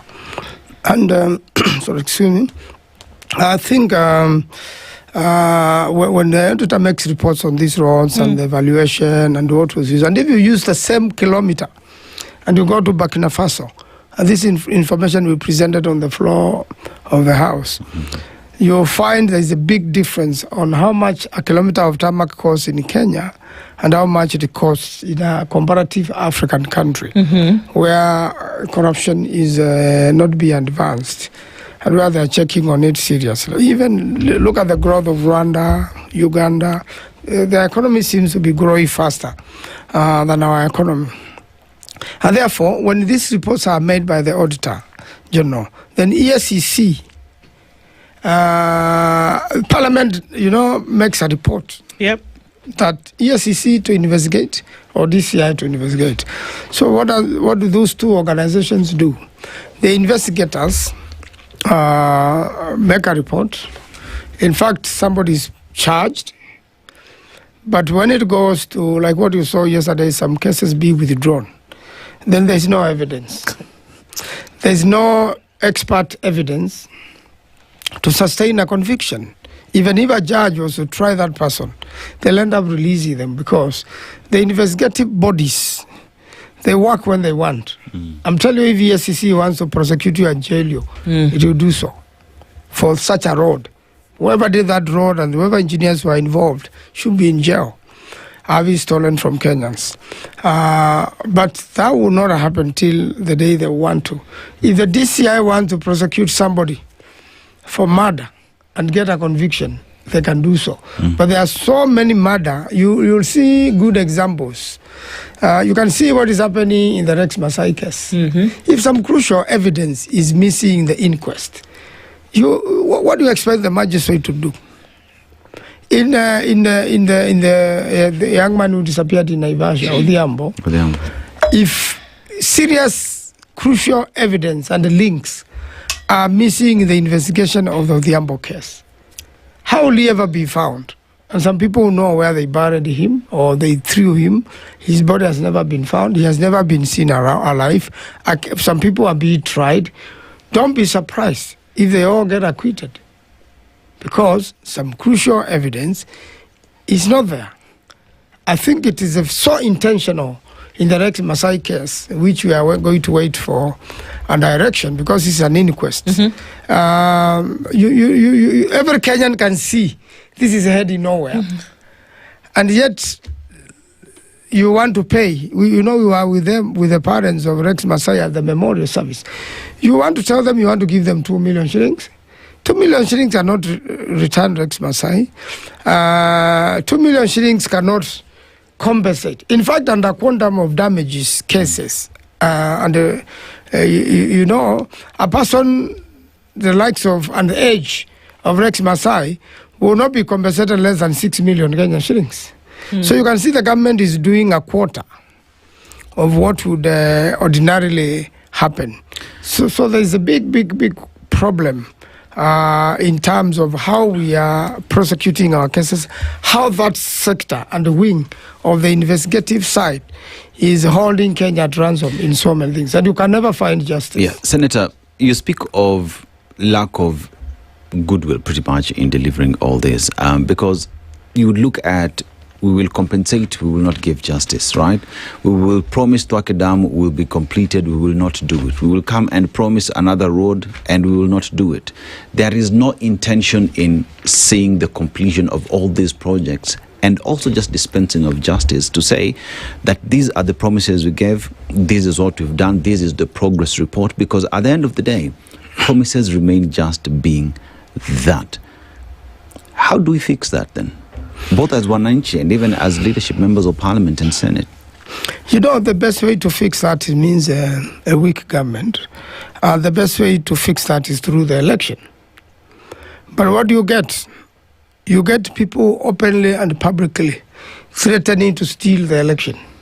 They are telling you, we would keep the promises, we won't do anything for you, we will collect taxes for you, and on top of that, we will steal the election and rule you by force. That's the sort of, communication you are getting from the current scenario. And I think it's the most unfortunate, because elections should be free and fair. And that's why we conduct election after every 5 years. So that if you lose, you go home. So that the will of the people is determined. And you cannot determine the will of the people if you have all manner of malpractices with the electoral process. And I really want to pass this information to a lot of Kenyans, and I thank you for hosting me today. First of all, there was a very huge expectation of registration of votes. 4 million young people or so did not register as voters. The door is still open. Before this is closed, I'll encourage them, because they have IDs, to go and register as voters so that they can participate in changing the nation. And secondly, many people, you need to go and confirm that you are still at your police station. Because many people are trying to confirm, you are in Makueni, but you are in Kilifi. And this is the time to do it. A lot of people are saying, the information I've gotten from the grassroots is that many people have been moved, from one district to another within the same area.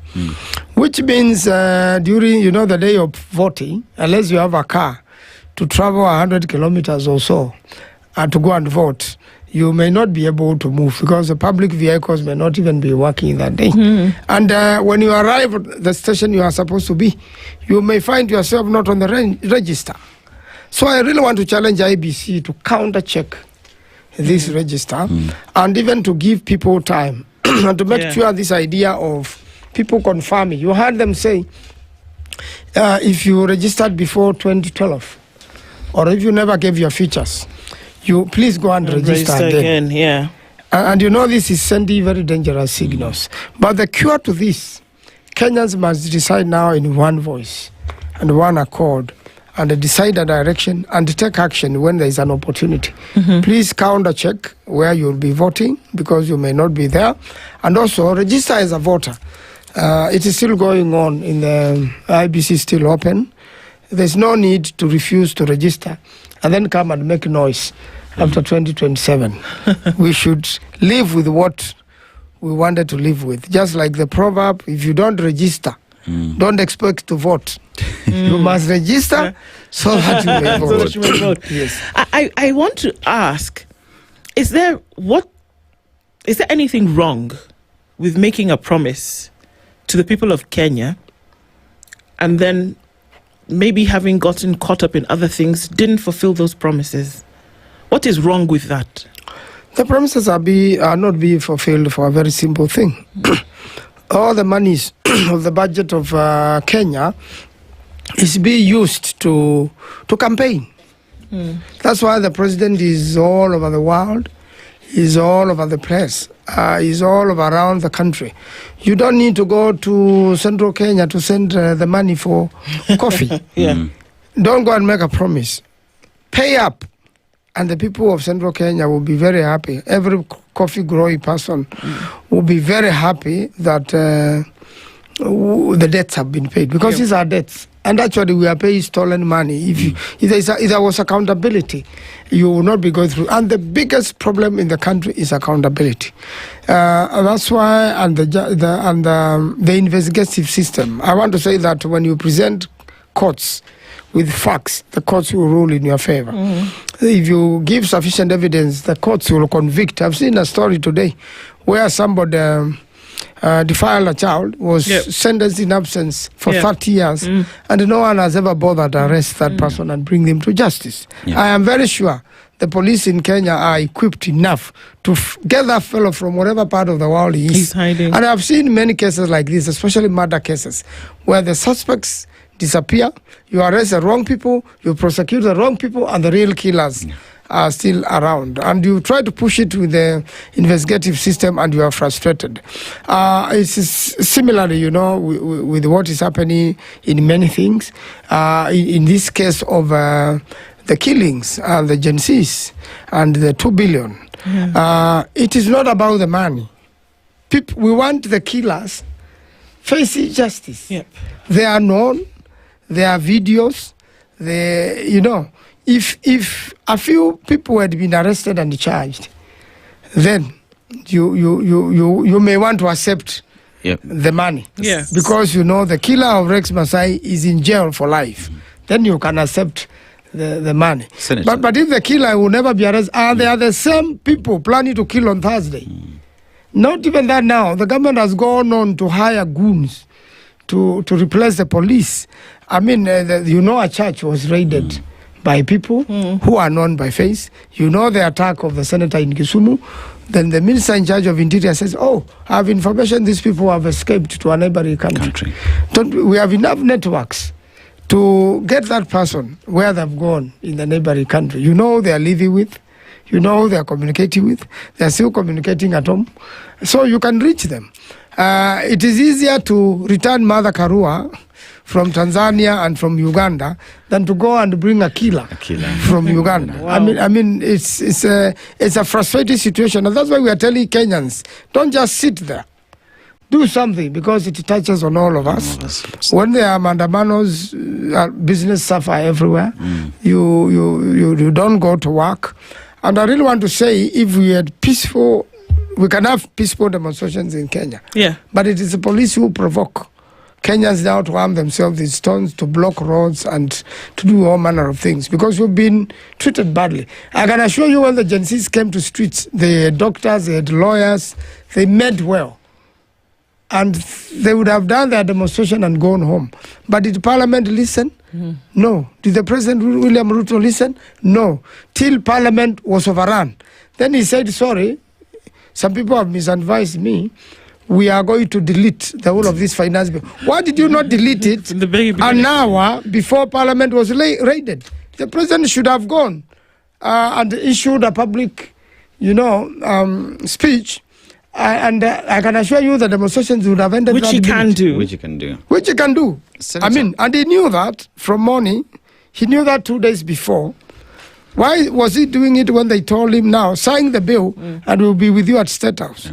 So this sort of arrogance, and we have seen it. And instead of developing the country, you are busy abusing other people. You are busy telling them they have done nothing. President Ruto has been in elected politics since 1997. So, and he has only been president for 4 years. I want to tell him there's nothing to show for being president for 4 years. It is too little, too late.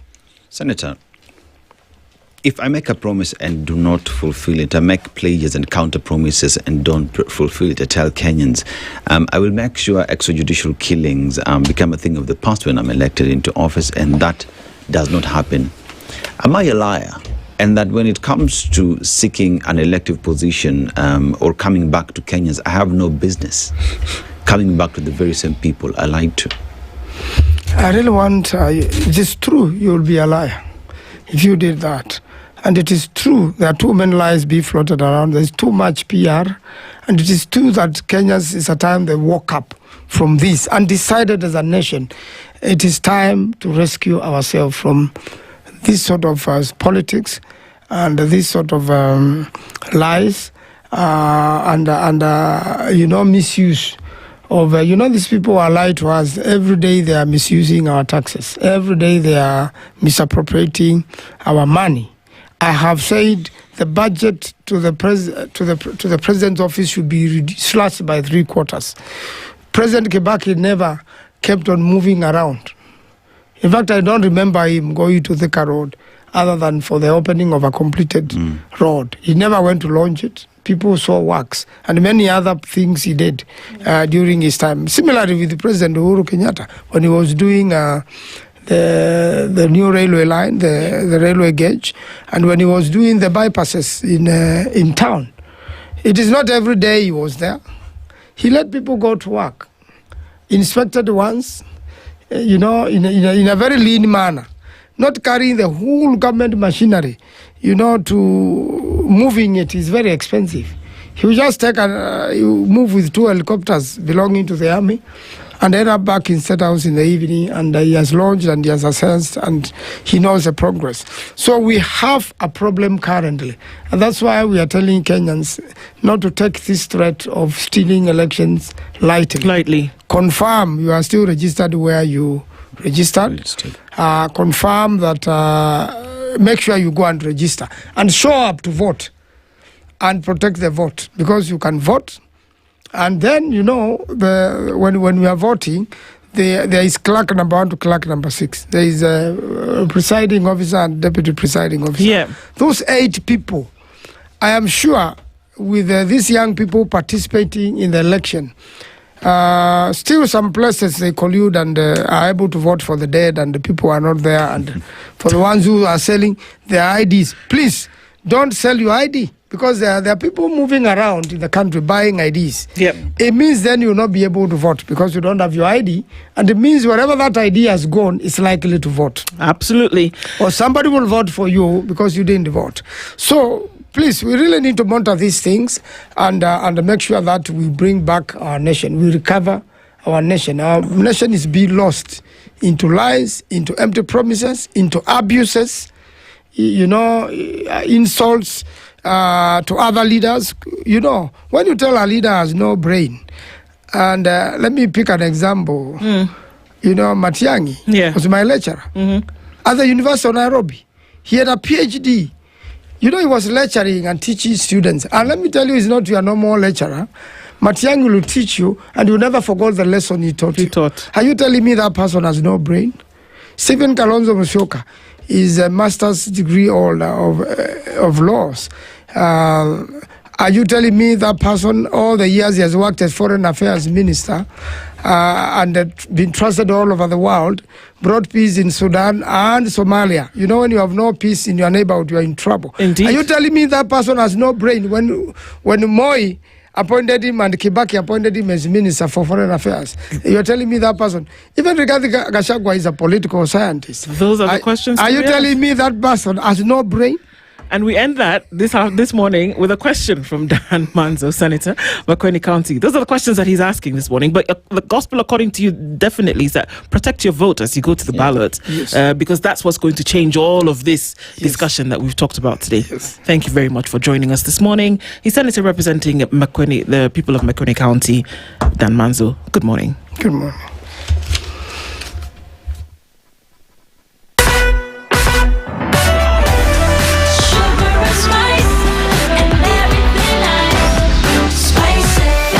Spice up your life.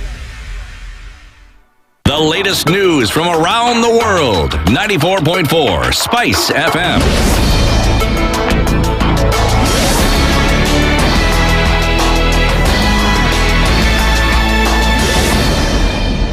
This is the Newswire. I'm Leah Ubaga. 5 people reportedly died last evening in an accident involving a cargo truck and a tractor in Madhaura area near burnt forest on the Eldoret-Nakuru highway. Uasin Gishu County Police Commander Wilberforce Shicharani said initial investigations indicate that the truck was heading towards Nakuru when it lost control after the brakes failed, colliding with a tractor coming from the opposite side of the road. The accident has caused heavy traffic on the road, while the bodies of the deceased were being moved and taken to the morgue in Eldoret.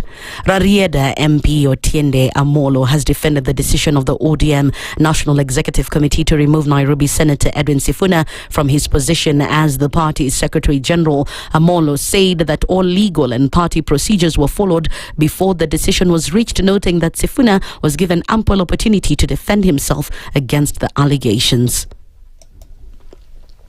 As the National Executive Committee, we were presented by a report of our internal disciplinary committee, and we were hoping that the chair might be here. And in that report, he has left. In that report, they made it very clear that they have given ample opportunity to Senator Edwin Sifuna to respond, and he actually responded through his lawyers, Senior Counsel Isaac Okero, and therefore the question of the procedural consent has been taken care of. Yesterday, ODM Acting Secretary General Catherine Omanya announced that the party's National Executive Committee unanimously agreed with the recommendations of the Internal Conflict Resolution Committee and approved the removal of Sifuna. The party also wished Senator Sifuna well in his political endeavors following his removal from the position. Under Article 74, Section 2 of the party constitution, the NEC unanimously resolved to adopt the committee's recommendation and endorsed the removal from office of Senator Edwin Watenya Sifuna. Effectively, Senator Sifuna ceases to be the Secretary General of the ODM party. Health Cabinet Secretary Aden Duale is scheduled to appear before the Nairobi High Court today to answer contempt of court charges over the construction of an Ebola quarantine facility in Laikipia County. Justice Patricia Nyaundi issued the order after noting that earlier court orders that had halted the project were likely violated, with construction of the quarantine facility allegedly continuing despite the court's order. The case was filed in court by the Constitution Institute, and which claims that the government continued with the construction of the US-funded facility at the Laikipia Air Force Base, contrary to the court orders. The court also noted that although some of the project documents were submitted, there was a lack of environmental and social impact assessment, as well as emergency safety plans. That's the Newswire. I'm Leah Ubaga.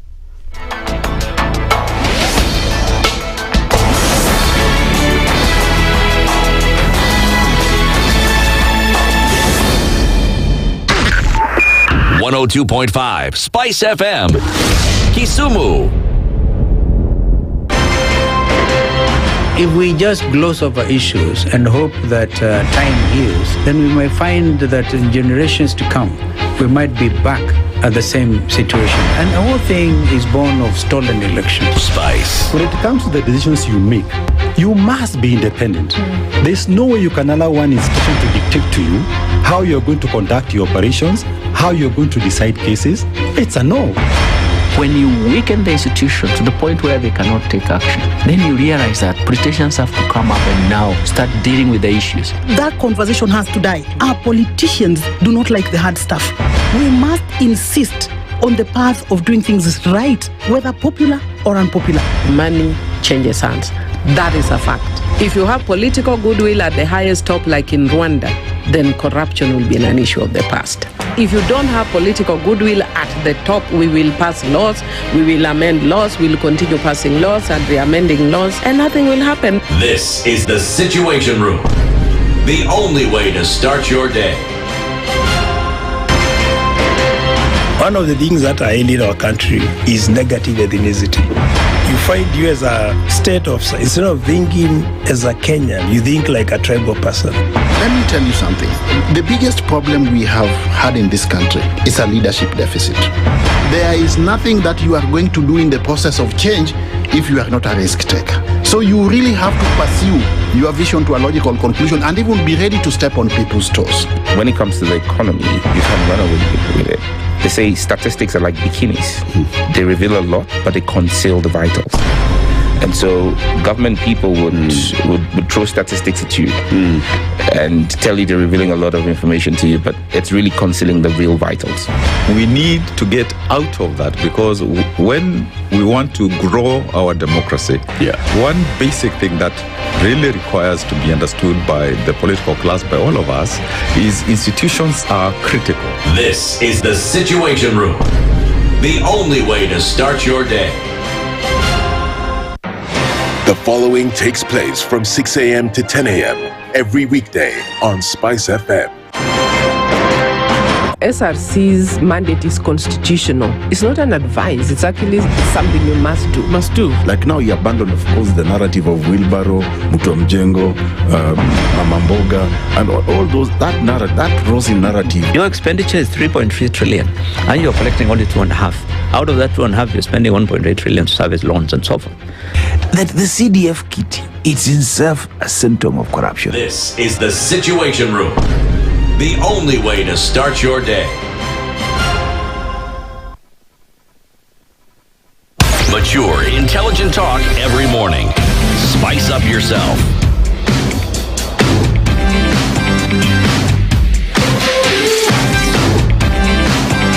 Mornings done right.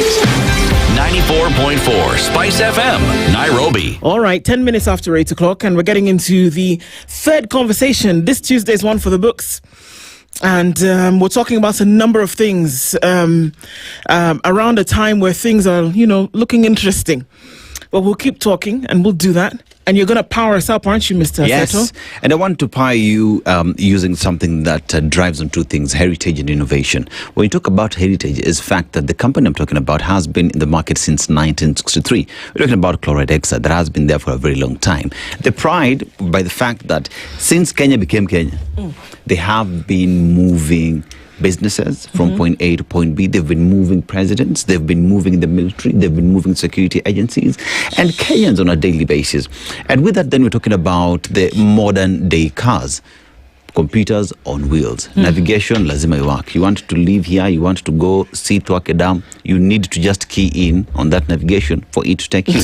But you need a battery, a battery that will make that possible. And that is where chloride Exide comes in. Because when you dial a battery, somebody is going to come in and look at your battery, tell you, is it first of all the right battery? Can it perform? If not, they will go further and even look at your radiator if it's working well. If not, they advise you to fix that, then install the battery for you and set that battery to match your vehicle, using their scanning mechanisms.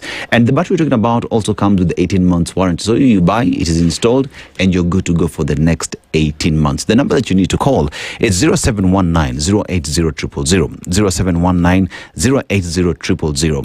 An agent will pick the phone, they will come, deliver, install, scan, and tell you you can go shine. You can now go You can go shine. You can go to Twake Dam.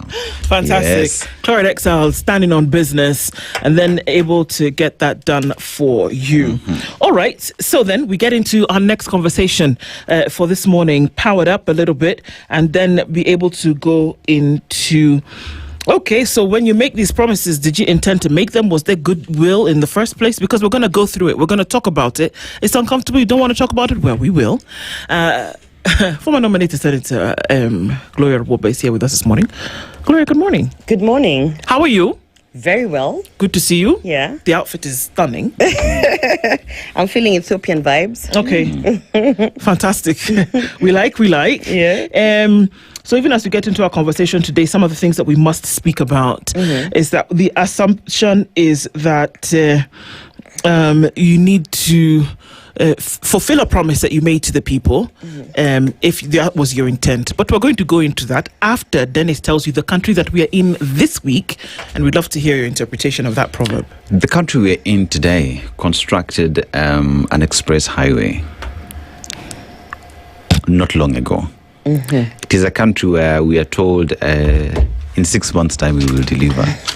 It It is equally a country that has the only existing national park in the capital city. It is a country with beautiful beaches. You talk about Diani and you just want to go there. You talk about Kilifi and Watamu, the white sandy beaches. When you talk about Turkana and our oil, perhaps you need to buy land there for exploration and sell a little bit later. We are in Kenya, beautiful country. The proverb that we have today, a cow does not give birth to things that speak. That proverb comes from the Kalenjin community. A cow does not give birth to? Things that speak. Things that speak. Where? Don't overthink it. Maybe I'm overthinking because I am not getting it. Yeah. A cow does not give birth to things that speak. Let's say a cow will only give birth to things that moo. Okay. Meaning, if you have, is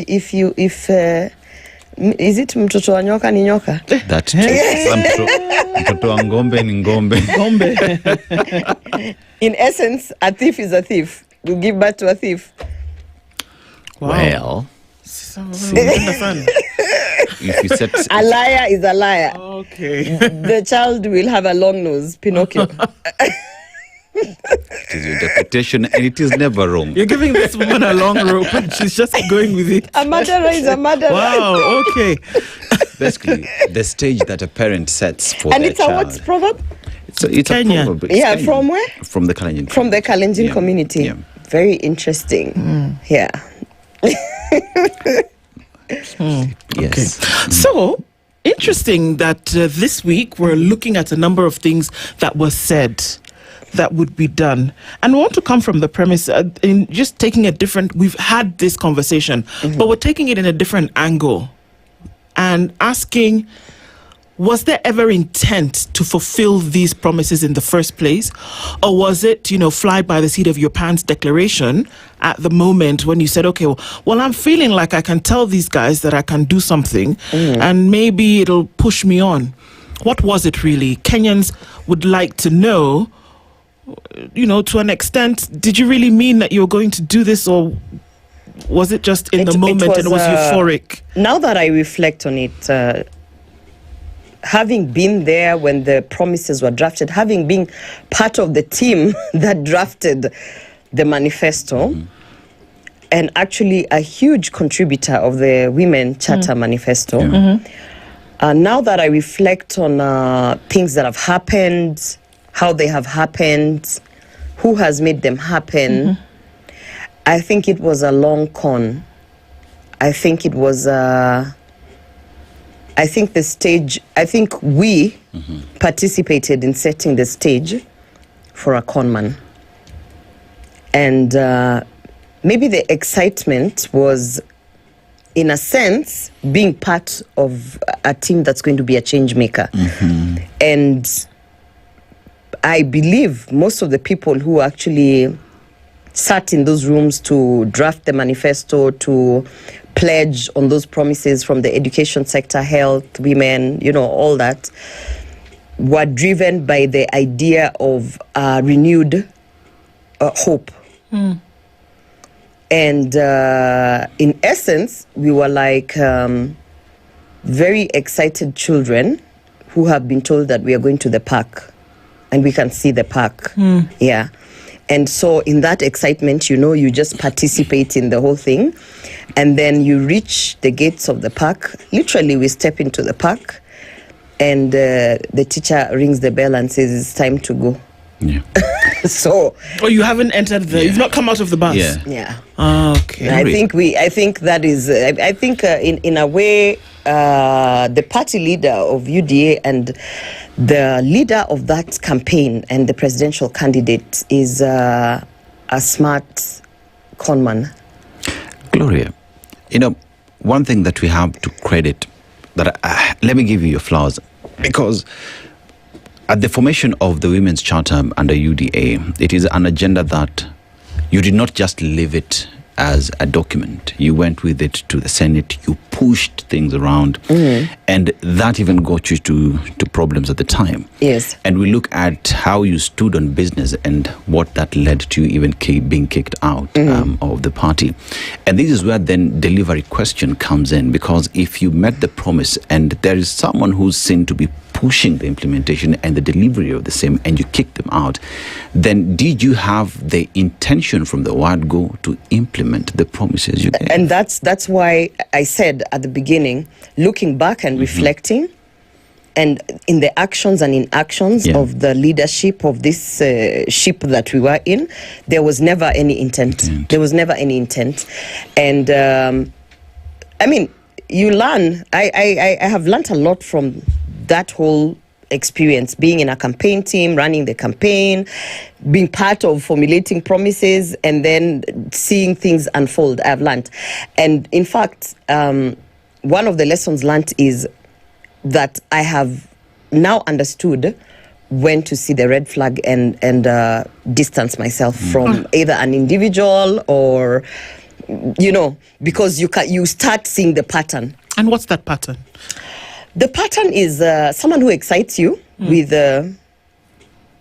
some sort of, you can say, track record from their past. Because, when you're sitting in those rooms, if I come and tell you, guys, I used to be, an engineer and I am the one who did ABCD, then you're the credibility thing. So you get excited about, we have this person who has been there. He has never lost any election. Remember, that was the basis on which we were having those conversations.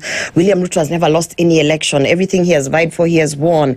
Every intent of office he has gone for, he has gotten. So at the time, really, it's exciting because you're like, yeah, by the way, this guy has never lost an election. Yeah, by the way, this guy, even when he was, and anything that was brought to our attention, for instance, there were instances that were being told, your candidate is strong in this area, but these are some of the things that guys are questioning.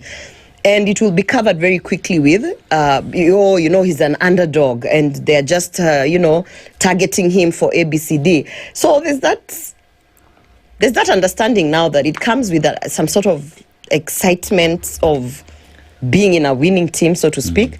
And then you sort of lose focus on the nitty-gritties. Because, for instance, when we started looking at the promises, the gallery of lies,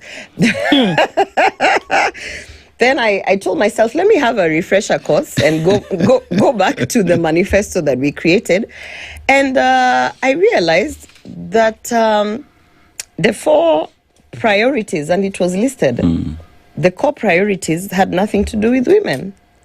And you see, I was brought in as a person who would push and drive the women agenda so we can get the women's votes. That should have been the first red flag, that when we went down to documenting, it said that they will prioritize agriculture, MSME, housing, healthcare, and digital superhighway. Yet, the majority of voters who put William Ruto in office were women. And the women charter that we fought for so hard was never a priority, even in documentation. So, the excitement of being in a team that's looking like, we are going to this exciting place, you look and you're like, now looking back, why didn't we push to have the documentation that the women charter would be a priority in the pillars? And so it just slipped. So it is in the manifesto as an annex of some sort. And that should have been the first red flag, because when William Ruto towards the end realized that the Hustler Nation movement is gaining traction and everything, but then he realized that he's not going to get the youth vote. He realized that towards the end. We quickly were told, okay, come together, let's go back. We reverted to the women. So at that point, even, that's when, if you ask me, we should have been like, okay, if it's the women that are going to take you to State House, priority number 1 should be the women agenda. But I guess, So why didn't you ask at that point? As I told you, it's a stupid excitement, being part of, the winning team. We were sold for this idea that this person has never lost anything. However, the same person, when he was in the Ministry of Agriculture, there was probably one of the biggest agriculture scandals that there was when he sat at the helm of that ministry. It's the same individual who sat before the ICC with, questions about what had happened. Shouldn't those have been the red flags? Yes. And in all fairness, one thing that Kenyans don't know is how William Ruto deals with creating his movement or his people or the followers. For instance, we used to meet every week as the communications team. And we used to meet with him every week. And you remember that time he was a deputy president. And every week, he would give us audience to ask him all these questions. Because remember, it was not only that. There was also the guy who died from Harambee House Annex, the security guy. So all these things were coming in the news and all these things were being revived. And one of the things that William Ruto is smart about is he would meet you and he would give you the opportunity to ask him these questions. And so, you'd say, okay, in the newspapers today, we are now dealing with this. We would like to understand what happened as your team before we start defending or supporting what. And in all fairness, we would always leave that boardroom convinced. Inspired. Okay. And out ready to defend because our candidate is being accused. And he would give extensive reasons believable reasons as to what is happening, why it's happening. And the difference between, at that time, working for, and I know this because I had friends who are on the other side of the campaign. The difference was that on the other side of the campaign, you would never be able to ask the candidate anything. And so it became difficult to defend the candidate. And the candidate put up a you can't criticize me kind of campaign. So you would find that we ended up, it's like, as I keep saying, it's like a cult. It's like a cult. Sometimes you come out of it and you're like, what was happening? So, but there was always this efforts to cover up the red flags. And the efforts seemed sincere. Because, for instance, being given audience at that time with a deputy president, the room full of critics in communications department, shooting questions as to what, what's happening. And then the candidate would answer and give. And he'd come prepared, even with like facts of, this is what, and you need to look at the research on this and that. And then, as I said, he's a pretty smart conman. Okay. Yeah. But and I guess to an extent, even with that inspiration and validation, you helped him to perpetuate that persona. Yes, I did. Whereby the red flags would not need to be looked at. But and I always say, being my first rodeo, being my first time in that space. Yeah, I mean, I'm allowed. I think I am allowed to have been gullible. So the things that we bring, the things that we bring up here, and when I think about them, I look at them now, and I say, well, those should have actually been the red flags, not these other things that we are saying where maybe you feel inspired, but you feel a certain kind of way. So that fair enough that's been established. But let's look at these things, Gloria, that you all said you would do. Yeah. In detail. Let's go into it. Yeah. In detail. Yeah. And I from an objective point of view here, to say maybe there's too many things going on. Maybe there are too many balls in the air. And to then maybe go and make an additional promise over one thing over the other, it's ludicrous to me that you sort out one thing. And we did the roads yesterday from Mandera to Ramu. And I said, and then you go to Elwak, and I said, you know what? Okay, do Mandera to Ramu. And finish that one. Do that one before you talk about going to the next place and everywhere else until you get to at the end of the rainbow and you find a pot of gold. Ethiopia. Do Ethiopia. Do Mandera to Ramu. When you had those conversations, why couldn't you say hello, folks? When you say to Elwak and Mogadashe and all that, why wouldn't you just say, guys, can we do Mandera to Ramu? One thing you have to realize is immediately, we got in. Almost immediately. I would say less than 3 months. The dust has settled. Everybody has landed where they have landed. And then you're like, okay, that was a good campaign. Very good. Congratulations, everybody, wherever you are, blah, blah, blah. Now let's get down to business. Is when many of us realize this guy has no intention. No intention. Because, we even had things that we were going to fulfill within 100 days. Yeah. Yeah. And I think he only did 2. it was the judges who were supposed to have been sworn in. Yeah. And there was one other which was made in the same week. I forget. But we had a whole list. We had a whole list of things, injustices that had been happening when we were on the other side, of course, in the opposition. And even when people, including pending bills, pending bills was a big thing. We pending bills was something that everywhere we went, we would pledge and say, the small business owners are suffering. They're closing shop. It was a problem from county level to national level and everything. And you just literally like month 3 in realize this guy doesn't want to do anything. Yeah, because something that did not require even a cabinet paper, it just required the goodwill, a pronunciation to the team, and he would not do it.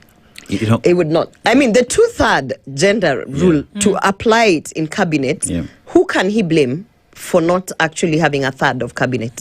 He is the appointing authority. Yes. They kept on trying to say, Senator, we don't have women who are capable. I'm like, what are you talking about? What are you talking about? You have men in there who are literally murderers.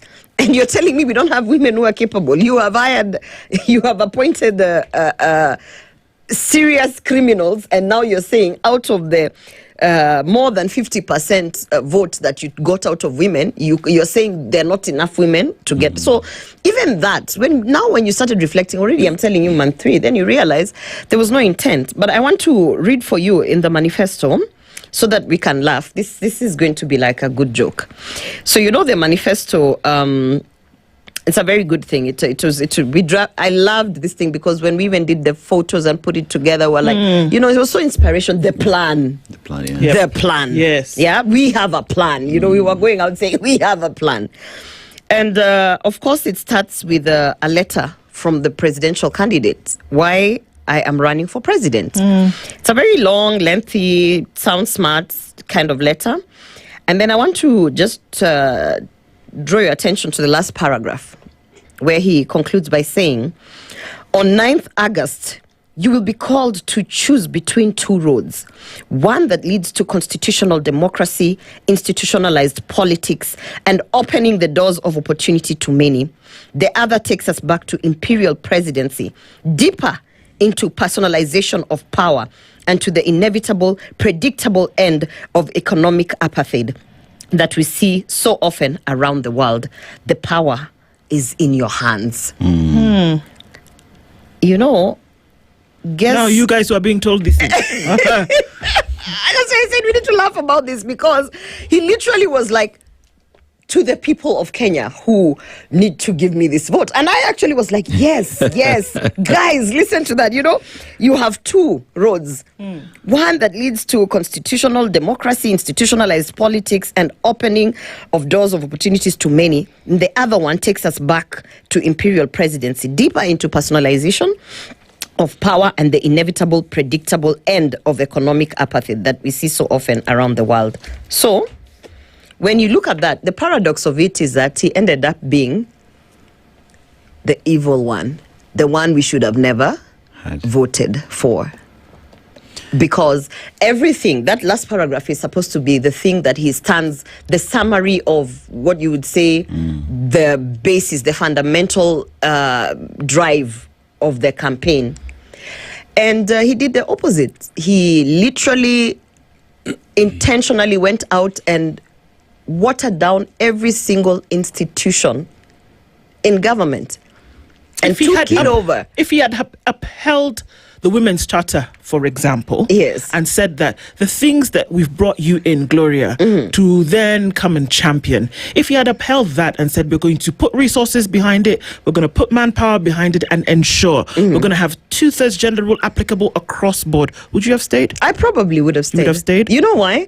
Because my entry to that team was on the basis of being a part of a team that's going to push women empowerment.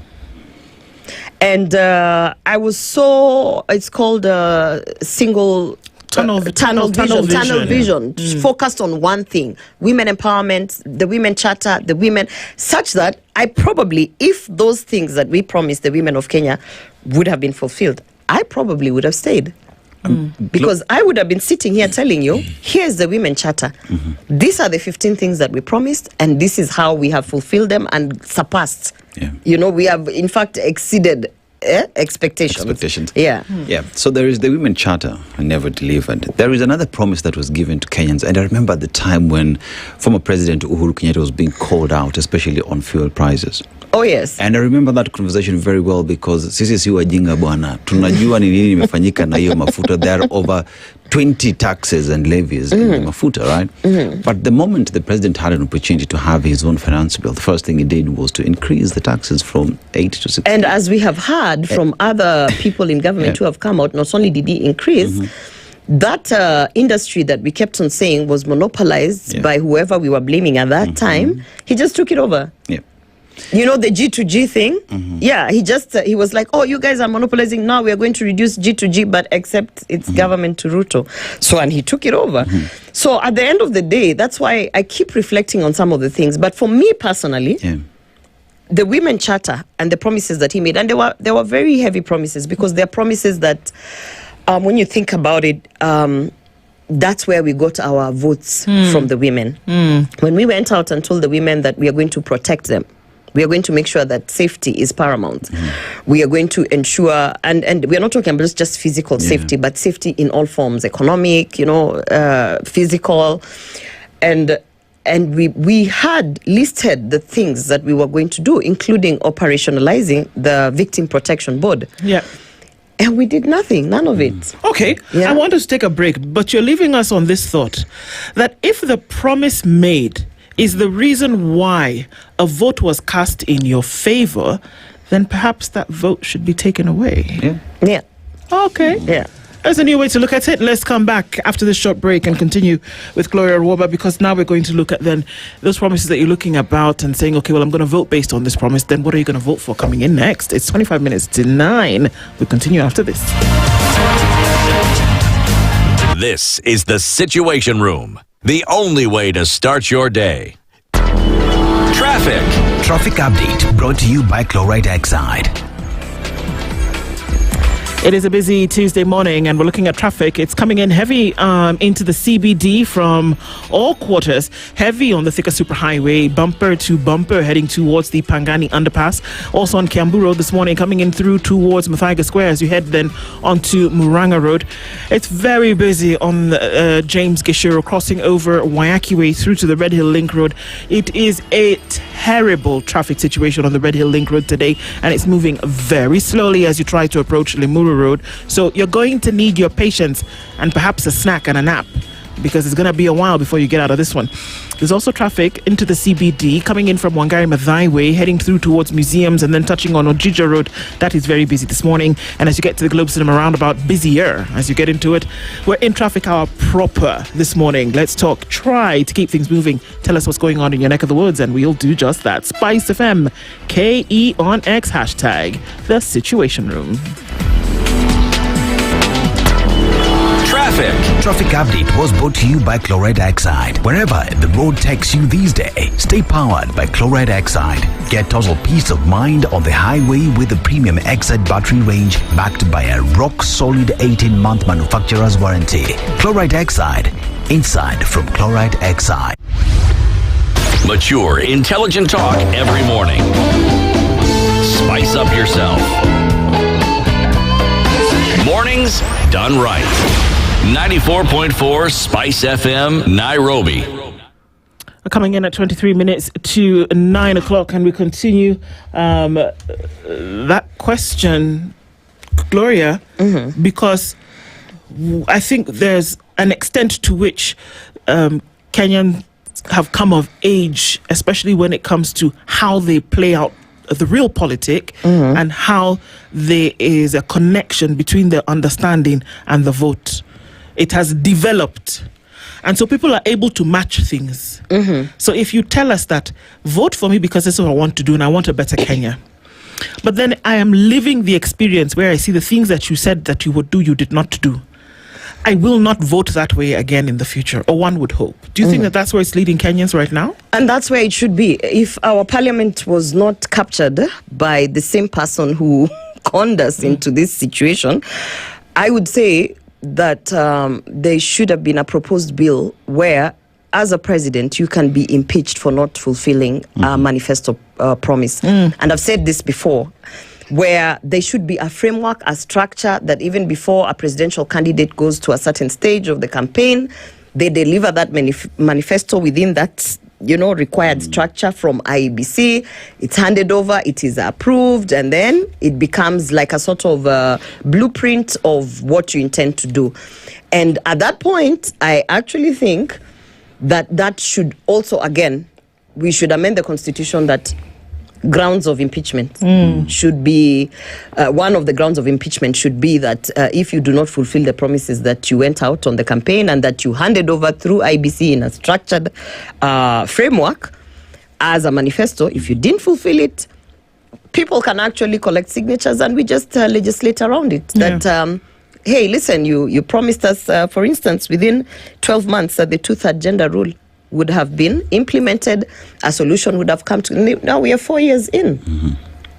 So we should have impeached you after the 12 months, because we are not the ones who asked you to put a time limit. You are the one who puts these time limits of 6 months, 12 months, So it should be. We should get to a place where that should be a ground for impeachment, not only for the president, but it should be that anyone who's running for any office, including the county assemblies, there should be a structured framework of the promises that you are going out to give the electorate, and you should be able to deliver them within a certain timeline, like a deadline. You know the way they say deadline for submitting your paperwork within IBC or whatever, there should be a deadline for submitting your manifesto, and it's structured such that it can be monitored and evaluated within a legislative process. I mean, with that, then there is stopgap measures in ensuring that the promises actually are fulfilled. But one asks the question then, as individuals who went all out to ensure that the president becomes president, your candidate becomes president,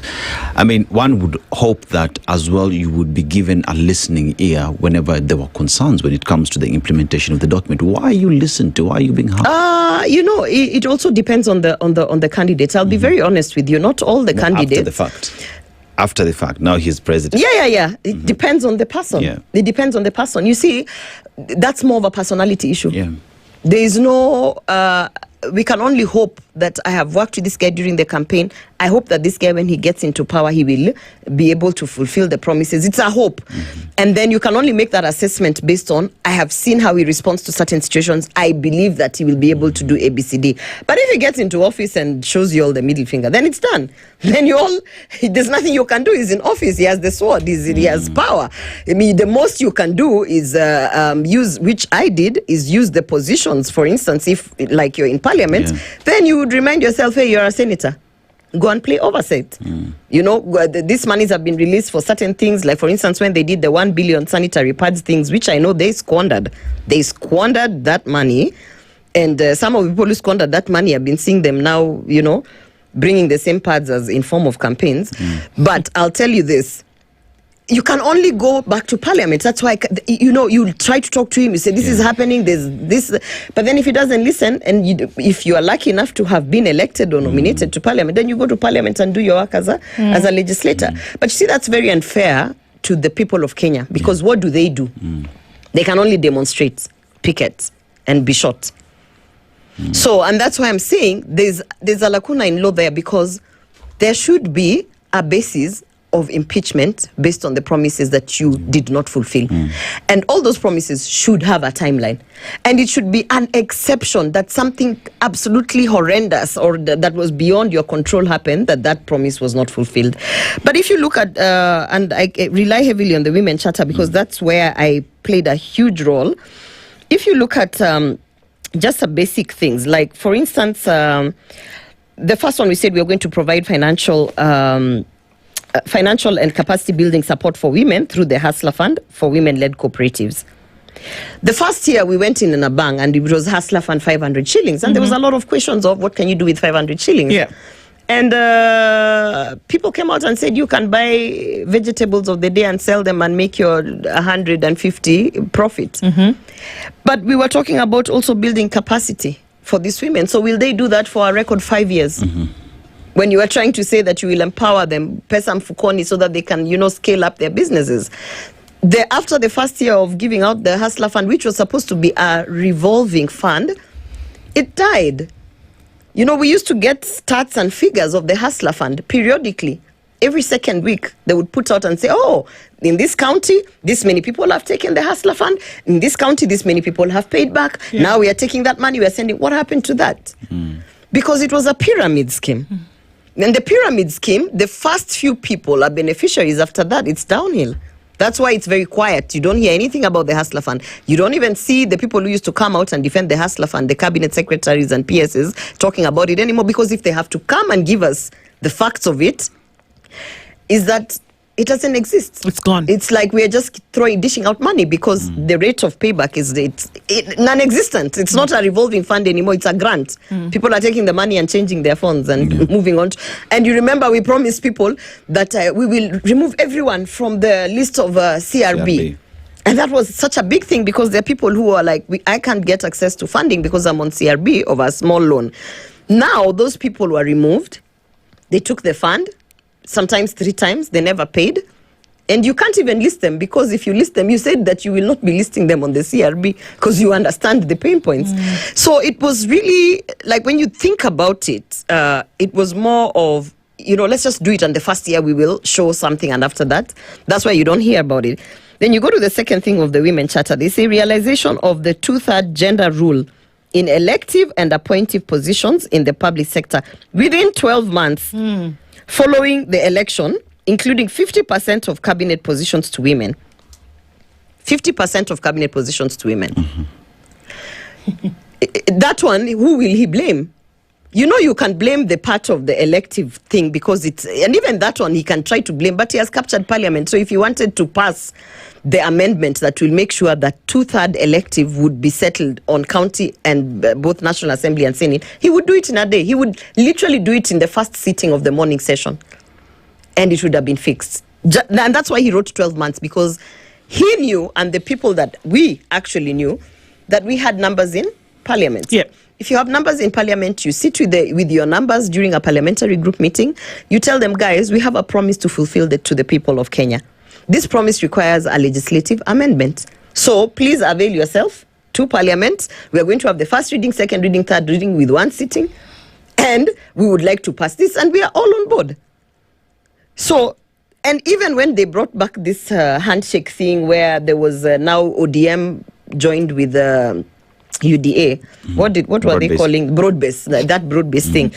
Even when they did the broad-based, remember I went to KICC to sign documents and things. You remember there was big celebration. Now we are together, one big happy family. One of the pointers there was the 2/3 gender rule. How many times are you going to have it in an agenda and not do anything about it? So that one in itself, that is, by the way, anything to do with 2/3 gender rule and 50% of cabinet to be women and empowerment of women in terms of representation is William Ruto's fault, because he is the appointing authority. You're saying that he could have done something about it. Even now, his cabinet, even now, if he listens, he should say, by the way, why don't I have 50% women? Let me add Nani and Nani. Let me put Karen Nyamu and whoever, because at this point, we really don't even care. Like, just fulfill one promise. Just fulfill it and say, but those are women. Those are women. Put Maverick Okoh. She's a woman. As in, at this point, we are not even going to question capability and skill set. We are just like, do the bare minimum. Then when you do the bare minimum, we come back and say, batata wewe, sasa huyu anaweza fanya kazi gani, to be honest. But first, even do the bare minimum. He can't. That is his fault. He cannot blame COVID, Ebola, and whatever for 2/3 gender rule. He can't even blame the economy and the dollar rate. Yeah. That's on him. It's William Ruto's fault that women are not represented enough in cabinet, in our parastatals, in elective positions. By the way, if someone asks you that, it's William Ruto's fault. Yeah. Yeah, because he pledged it and he didn't put it. Then he said that he's going to increase the number of personnel at the gender desk and police stations, and that he's going to increase the anti-FGM, that is the anti-female genital mutilation board, the funding, and he's going to fully implement the anti-FGM law. First of all, that parastatal, that entity of government, the anti-FGM board, was heavily funded by the international community, UNFPA, if I'm not wrong. So when he was pledging that he's going to top up, all he had to do, because 70% of the funding was already coming from outside, it was not coming from the exchequer, all he had to do was a bare minimum from the exchequer. Do you know that the Women Enterprise Fund has never been funded since William Ruto got into office? Why? Because he doesn't give a damn about women. That's a fund that used to thrive during the Kenyatta era. I mean, it's an insult. This guy is literally telling the women of Kenya, you can just go die. I don't care. I think that's a bit extreme, isn't it? No, but what was the Women Enterprise Fund doing? You know, when people talk about it, people think it's extreme. The Women Enterprise Fund was literally a pillar that would hold on families. Funding businesses of women who would then be able to make When I say he's saying women can just go die, I mean it in every literal sense. Because most of these women who voted for him actually went out of their ways, of their economic pillars in their families. You understand? In the mountain, for instance, it's the women who went out of their way to vote for William Ruto. And it is the women who drive the economies of those communities. The thing here... So when you starve them of, let's say, for instance, under the Women Enterprise Fund, what are you doing? You're killing them. When you starve them of representation in every single forum, what are you doing? You're literally encouraging criminal activities of all forms, gender-based violence, including FGM. You are encouraging it. When you make sure that you don't place gender desks, when you don't equip the gender desks with more personnel and resources, you are basically saying, I don't care that in the event that women go through whatever it is they are going through, whether it is being raped or being attacked or those domestic, you're basically saying, I don't care. I don't even care that you don't have anywhere to go and seek justice. So when I say that you are killing women, I literally mean it, that you are. You probably don't think about it that way, but you are. Remember, when we talked about the rates of FGM, they have spiked since William Ruto took office. Why? Even he can't ask himself, why are women dying more during my regime? Because in every single attempt to deal with this situation of gender-based violence and every including some of the things that I raised, including in Parliament, of sexual harassment, nobody cares. They laugh about it. They make jokes about it. So what you're doing, you're encouraging the perpetrators.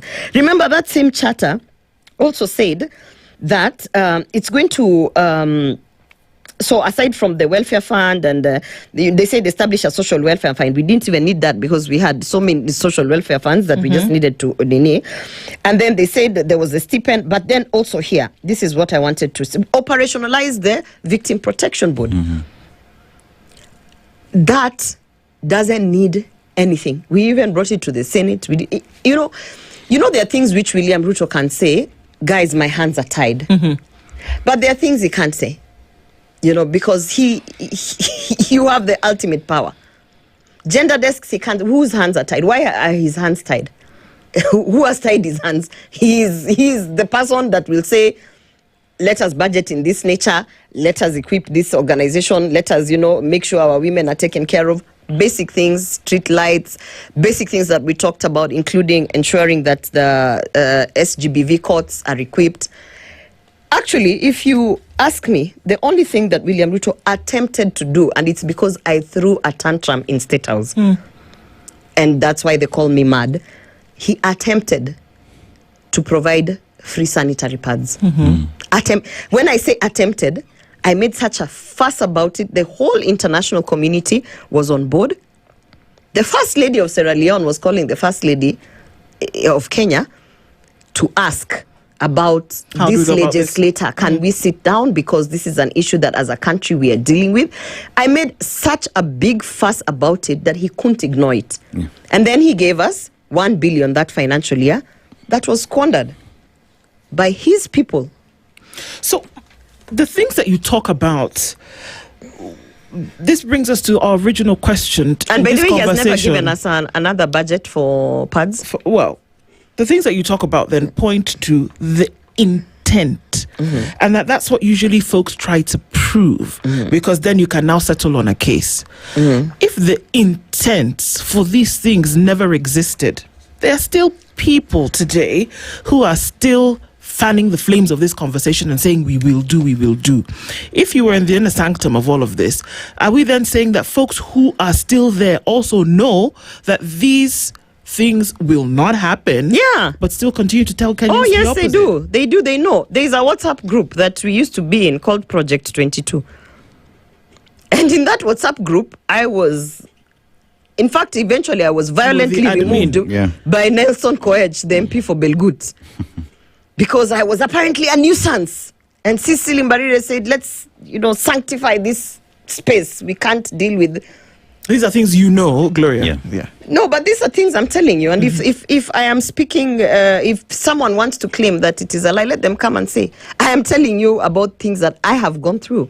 I'm not speaking third party. I am telling you there's a WhatsApp group that we used to be in there, and when there would be a problem outside, the first point is that you would bring it there and say, guys, have you guys noticed ABCD? Yeah. And we had ministers, well, now I'm not in it, and we had ministers in there, so you were able to actually direct a minister and tell them. By the way, under the Women Charter, one of the promises we said we are going to safeguard our women who have gone to work abroad. Remember, there was a lot of deaths in UAE. And if I can actually read it so that no one says that... they said, I will get it. One of the things was to make sure that we create safety for women who had gone to work abroad. And how is that going? So, when an incident would happen, it would be brought to the limelight by the media and whatever. As a person, so there are people who you'd see are passionate about agriculture. There are people who were part of the creation of the promises in different sectors. For me, because I was more passionate about the women agenda, I ended up highlighting so many things that we promised and we are not fulfilling. Yeah. And one of the things I can tell you is everybody in that group knows that we have failed. Everybody in that group knows that United Democratic Alliance and William Ruto has failed. So much so that they have even stopped participating in any conversations. And I want to challenge anyone who says that I am just making noise. We had a very vibrant women league, so to speak. Very vibrant in the things that we do, all these events. And now we have been reduced to flower girls who pray during the National Prayer Day. That's where you see women. That's where you will see, for instance, they will call Senator Veronica Maina to pray, because now, as women, the only thing we can do is pray. Just pray. Yeah. But right now, how come they are not pushing the same agenda? How come these women that have remained strongly in government, including the chairman of the party, Governor Cecily Mbarire, where is she? Gloria. Because they know that we are not doing it. They know. Yeah. Gloria, there are promises that were kept, that were given, they are not kept. We've established that. But there are new promises as well being given today. As someone who was on the inside, is it a question of it's just the same story repeating itself? Yes. And there are few people within, I'm just reflecting on that WhatsApp group, who actually questioned him directly. Because he's in the group, and once in a while he would write for us those long motivational things. But at one point people were tired. People were like, wewe tunakwambia ufanye hivi afu unakuja na makoti zako za motivation. So I can tell you this, it's if you're good at one thing, and the one thing is to con people, it doesn't matter whether they realize that you are conning them. For you still believe you're good at that one thing, so you will continue with doing that one thing, which is lying to people, conning people, because it's so insane that when your team, by the way, first of all, that communications team that we had that would sit with him every week to tell him this is what's happening, we think we should change this, it used to come down to even his dress code. Because I know personally, I was like, these jackets you're wearing, these Kalenjin jackets that people are associated. Yeah, Gloria. At that time, people had made such fun about, the candidate wearing those jackets. So, as a person in the team, you would be like, maybe you need to drop this because it embodies some level of tribe, and we are trying to appease to all the tribes. So we were very candid in those spaces, and that's what made the candidate prosper. That's what made the candidate, like there are areas where people were afraid of him. And we would tell him, this region, the feedback we're getting, people are afraid of you. So perhaps loosen and talk to people who are jua kukaa na watu. And he would listen. Immediately he went to State House. That team was disbanded. I see. Because he didn't need it anymore. I'm already in power. Yeah. And the problem with that is that, especially now that you're in power, more than anything, you still need that team, because by the time we've reached a place where the electorate is so fed up of you and the electorate has lost trust of you, surely someone should have already told you by month 3. People are thinking you're lying because you keep promising. How about stop promising? So what needs to be done today? And let's look at the psyche of Kenyans, because they've about a minute to go. What needs to be done today if Kenyans have realized that the promises made were never intended to be kept, and that they won't be kept, I mean, at least not in the foreseeable future, and they're making a decision in the next 12 months? You're sure they won't be kept in 6 months? Well, I mean, Twake Dam was supposed to have been completed in May. 6 months. That may be a bit of an Bomas, we were issue. supposed to have that conference in Bomas. Right. So what do Kenyans do? What's the solution? The solution that Kenyans have already found, me being one of the Kenyans who got duped and was part of duping other Kenyans by believing in this guy. By the way, I take that because I can't change that. Kenyans have already decided that the only solution they have is to get this guy out of office. And unfortunately, there is nothing that he can do to turn that around, because he simply doesn't have time. He has a trust deficit with the people who put him in office. By the time your boss doesn't trust you and thinks that you are a thief, you are a murderer, all these things people think about your boss, there is no way they're going to keep you in office. And I think the realization, even within his team that is now quiet, is that we can't salvage this. And that's why they are running helter-skelter. When they were voting for the budget, all those MPs ran away. Those MPs are not even going to get re-elected, especially the ones in the mountain. For sure, they have no ground to be re-elected, but still they felt the need to run away and not support their boss. That's how bad it is. It's so bad that even the people who have accepted they have lost their seats because of the association by you, they still don't feel the need to go into the lost cost fallacy and go in and vote. So, it's that bad. It's as bad as even your cabinet secretaries are wrapping up their loans, mortgages, because they know there's no chance this guy's going to go back. They know it. And by the time he got to that place, I'm sorry to say, is because he got into office and decided he cannot be criticized, he cannot be corrected, he is a micromanager, and he cannot listen to his bosses, the people who elected him. We'll end on that. Gloria Orwoba, thank you for being here this morning, because there's a lot to see through, there's a lot to still tinker about with it in our brains for Kenyans to then make a decision moving forward. Asante sana. Thank you. Thank you for having me. Good morning, 9 a.m.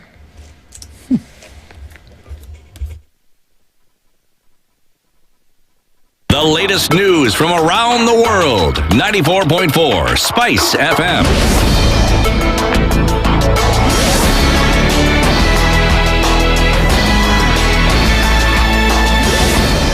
Good morning. This is the News Wire. I'm Leah Ubaga. Nearly 2 years after the deadly 2024 anti-finance bill protests that shook Kenya and galvanized the Gen Z movement, only 3 of the 62 deaths linked to the demonstrations have reached the courts, according to the Independent Policing Oversight Authority. The disclosure comes days before the June 25th Gen Z Memorial March, when families of victims, civil society groups and activists are expected to commemorate through those killed. during the protests and renewed demands for justice and accountability. In a statement on the status of investigations, IPOA said 46 of the 62 deaths recorded during the 2024 anti-government demonstrations remain under active investigation, highlighting the complexity of cases involving police conduct during public protests. According to IPOA Vice Chairperson Anne Mwangi, 3 cases are currently pending before the court. 3 have been forwarded to the office of the DPP for review and direction. 1 case is undergoing internal legal review. 4 were closed after investigations, while 5 were closed following advice from the ODPP.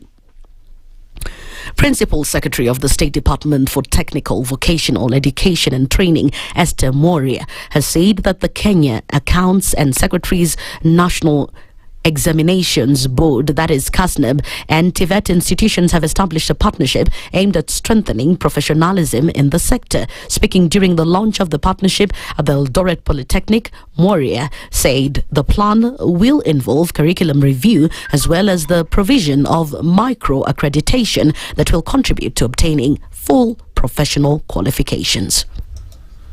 CS body not too long time ago challenged the TVET institutions who have the equipment, the automotive equipment, to be able to use that equipment in our institutions to be able to repair government vehicles. And therefore we have gone ahead, not that we were not training our young people on that automotive, but the difference it is going to make now is that once we register the 11 institutions as garages, which can now receive and be able to repair all government vehicles.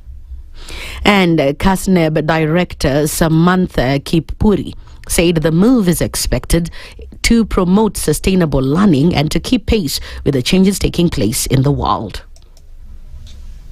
About what KASNEB is committed to, and what we're committed to is continuous learning. You can't graduate and then that's it. The world is changing so rapidly. You need avenues and opportunities to really learn different things and allow you to, like she said, have a niche, have a proper understanding of a specific sector, so that whether there's a job or not, once you have that qualification, you're really able to get into that sector and actually make it and change it. And former State House Chief of Staff Nzioka Waita is now calling on Wiper leader Kalonzo Musyoka to join forces with President William Ruto ahead of the 2027 general elections. Speaking in Machakos County, Waita, who has declared his intention to contest for the county governorship on a UDA ticket, says this is because Kalonzo has no chance of winning next year's general elections. Waita has also continued to defend his move to join UDA, saying the party has a national image compared to other political parties. Mtu yetu ameshikwa mateka na huyo kazi, mtu anajiita kazi, hawezi kwenda Njeri peke yake kuomba kura. Lakini ukiwa katika chama ambao viongozi wametoka kwa kila kona ya nchi yetu, kuanzia Mandera paka Lokitang, kuanzia Isabania paka Lamu paka Taveta paka Kibwezi West. Ukiwa memba ya chama ambaye iko na wakilishi kila kona ya nchi, kijana Mkamba anaweza kuingia Baringo na aombe kura kwa sababu yeye ako ndani ya chama tawala.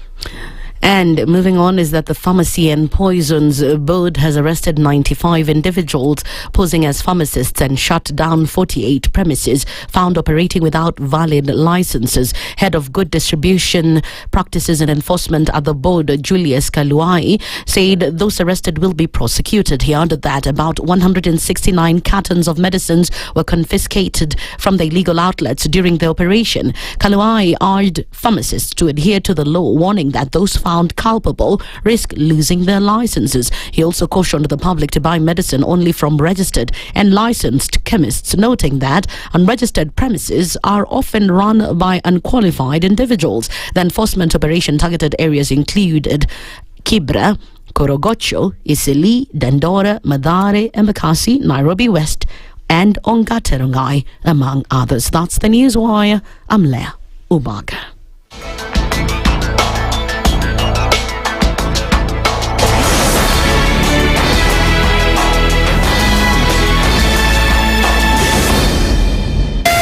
.4 Spice FM, Nairobi. The following takes place from 6 a.m. to 10 a.m. every weekday on Spice FM. presidency is fairly interesting in the sense that it will actually take us to a new consciousness. Swali zile watu waulizi na swali muuliza na shangala ni aje kwani huku kunaendaje? 30 billion shillings annually on travel alone in public service. A Kenyan can even demonstrate every single day of his life that Ruto must go. That is the only message of his demonstration. That is his right. That bribe blinds the eyes of the wise and subverts the cause of those who are in the right. This is the Situation Room, the only way to start your day. The following takes place from 6 a.m. to 10 a.m. every weekday on SpiceFM. Parliament has got powers. Let me break it down. The National Assembly can initiate an impeachment of the president. This same National Assembly. Yes. That's our constitution.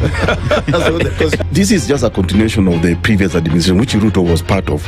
President Uhuru himself openly said that we're losing 2 billion daily. Daily. I mean, come on. Are you saying that we don't have a central bank? If we look at Kenya, both public-private sector, that figure is ranging between 30 to 40%, right? I think it's clear that the government of Kenya is living beyond its means. This is the Situation Room, the only way to start your day. The following takes place from 6 a.m. to 10 a.m. every weekday on SpiceFM. Every time he kept on saying he wants a vibrant opposition. How does it make sense that public money has been used for anything and then they dare to sell it back to you? Why are they not giving them for free? That's how broken we are. That's how broken we are. They're being sent home now for fees. They're going to fail to prepare. We are compromising the futures of these children. This is the Situation Room, the only way to start your day.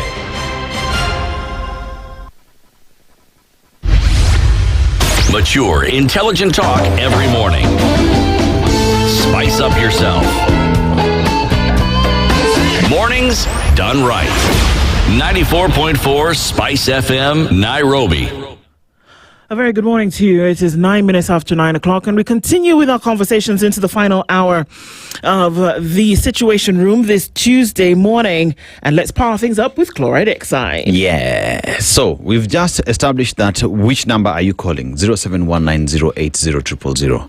0719080000 is the number that you call. But before I get there, remember, we've established that chloride Exide is that battery that will match the technology of vehicles that we have nowadays. So you want to travel to Twakidam, I've told you what you need. A battery that will be able to power your navigation system. Yes. But then again, shopping yesterday, you've done shopping. I know they're going back to school. You need to load it in your vehicle. What do you do? It's just a pressing of a button. Your vehicle goes down because it has adaptive dampers, and you get to load and you go. All right. It is hot. You need some heat. What do? Your battery will power that. You have a sunroof. You need it to open up. Your battery will do that. So essentially what I'm telling you is you need the right battery that matches the power of your vehicle, that is also applied systematically, smooth, and in a straight line. Hakuna kukata corners. So dial yourself a battery, 0719080000. Somebody is going to come. They will install it free of charge, diagnose your vehicle and tell you what needs to change. And they are able as well to just scan that battery so that you know it is authentic from the dealer themselves. So if you're within 20 kilometers of the approved dealers, you'll be able to get that battery. So stop wasting time. Just dial a battery. It will come. It will be installed. All for, say, free. Free. Us. See, I follow instructions. I follow instructions very well. Yeah. Okay. What may not follow instructions is Mother Nature, and she will come and go as she pleases. We then have to operate in a manner that is befitting and respectful of this mother. Enter El Nino, and this little Spanish boy has decided that this phenomenon will be named after him. And we've been told by the weatherman that this is coming, and it's coming fast. We're told maybe May, but maybe not just yet. In some parts already being experienced. But the question is, what are we going to do with all this water that's coming, and how are we going to make sure that it doesn't go to waste? Well, perhaps those are some of the things that we'll talk about with Julius Kor, who is the Principal Secretary, State Department for Water and Sanitation, in the hot seat this morning. Good morning, Bona PS. Good morning. How are you doing? I'm good, and you? Fine, thank you. Yes. Karibu sana to the hot seat of the Situation Room.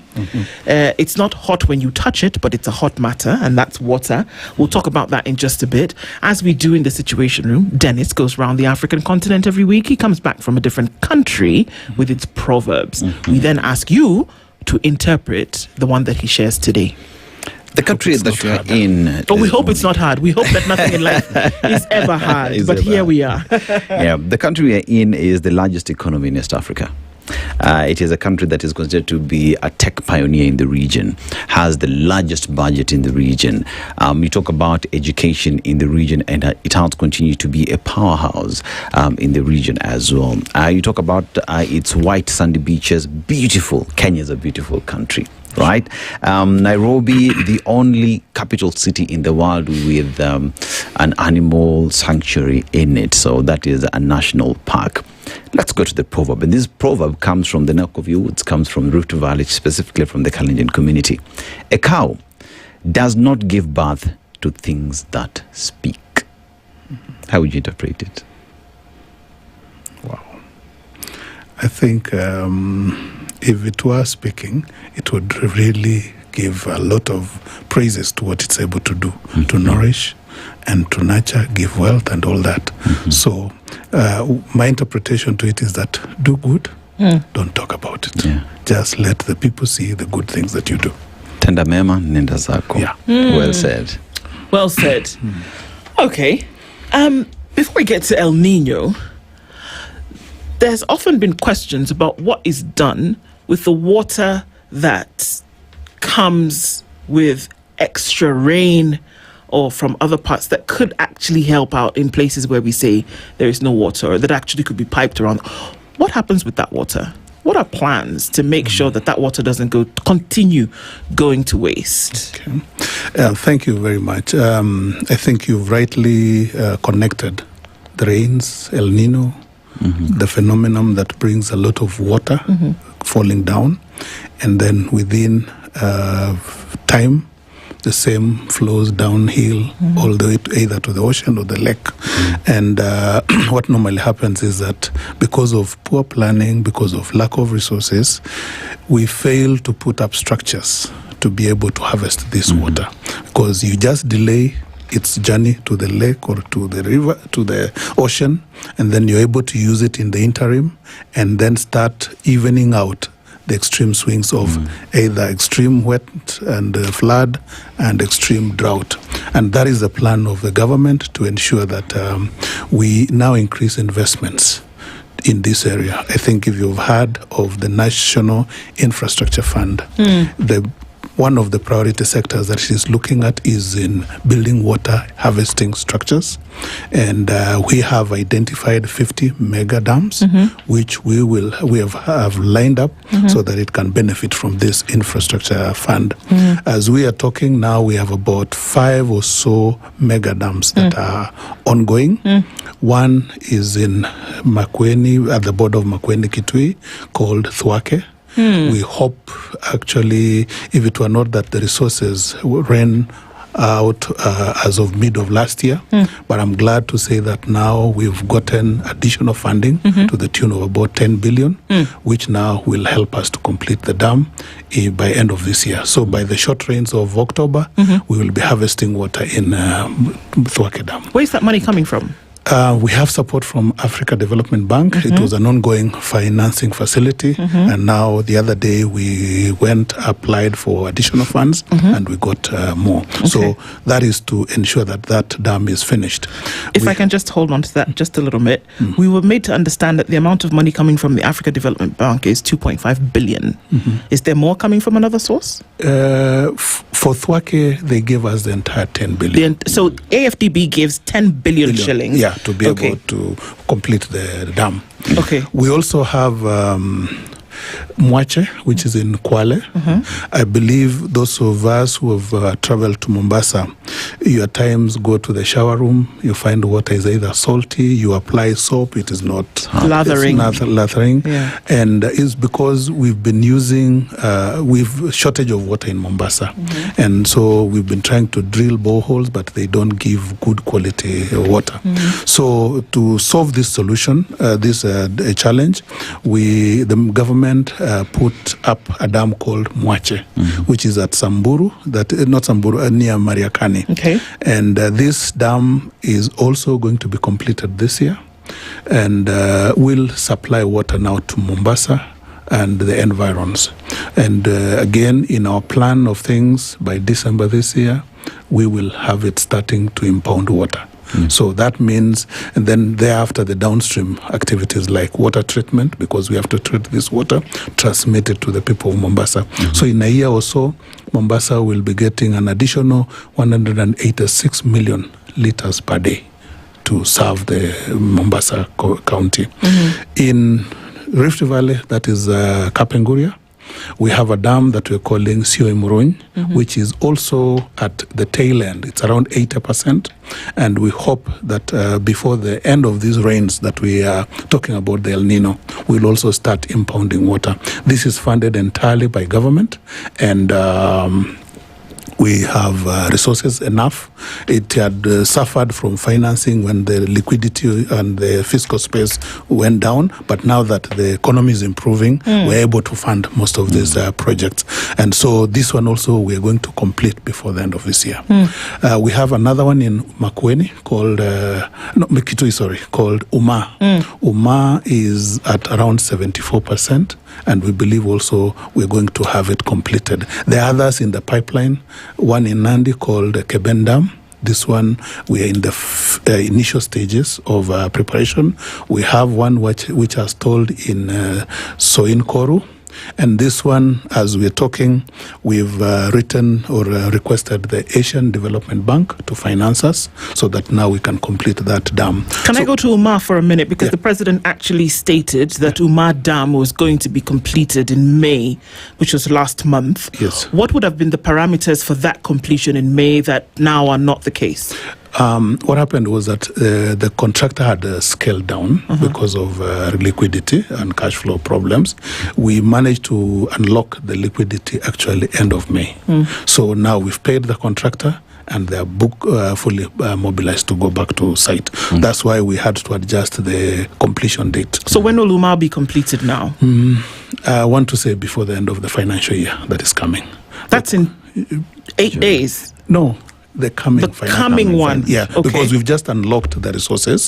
So now the contractor is moved back to site, and we're embarking on finishing the dam first, and then now we do the treatment and the transmission. So we hope by around December the dam wall will be complete.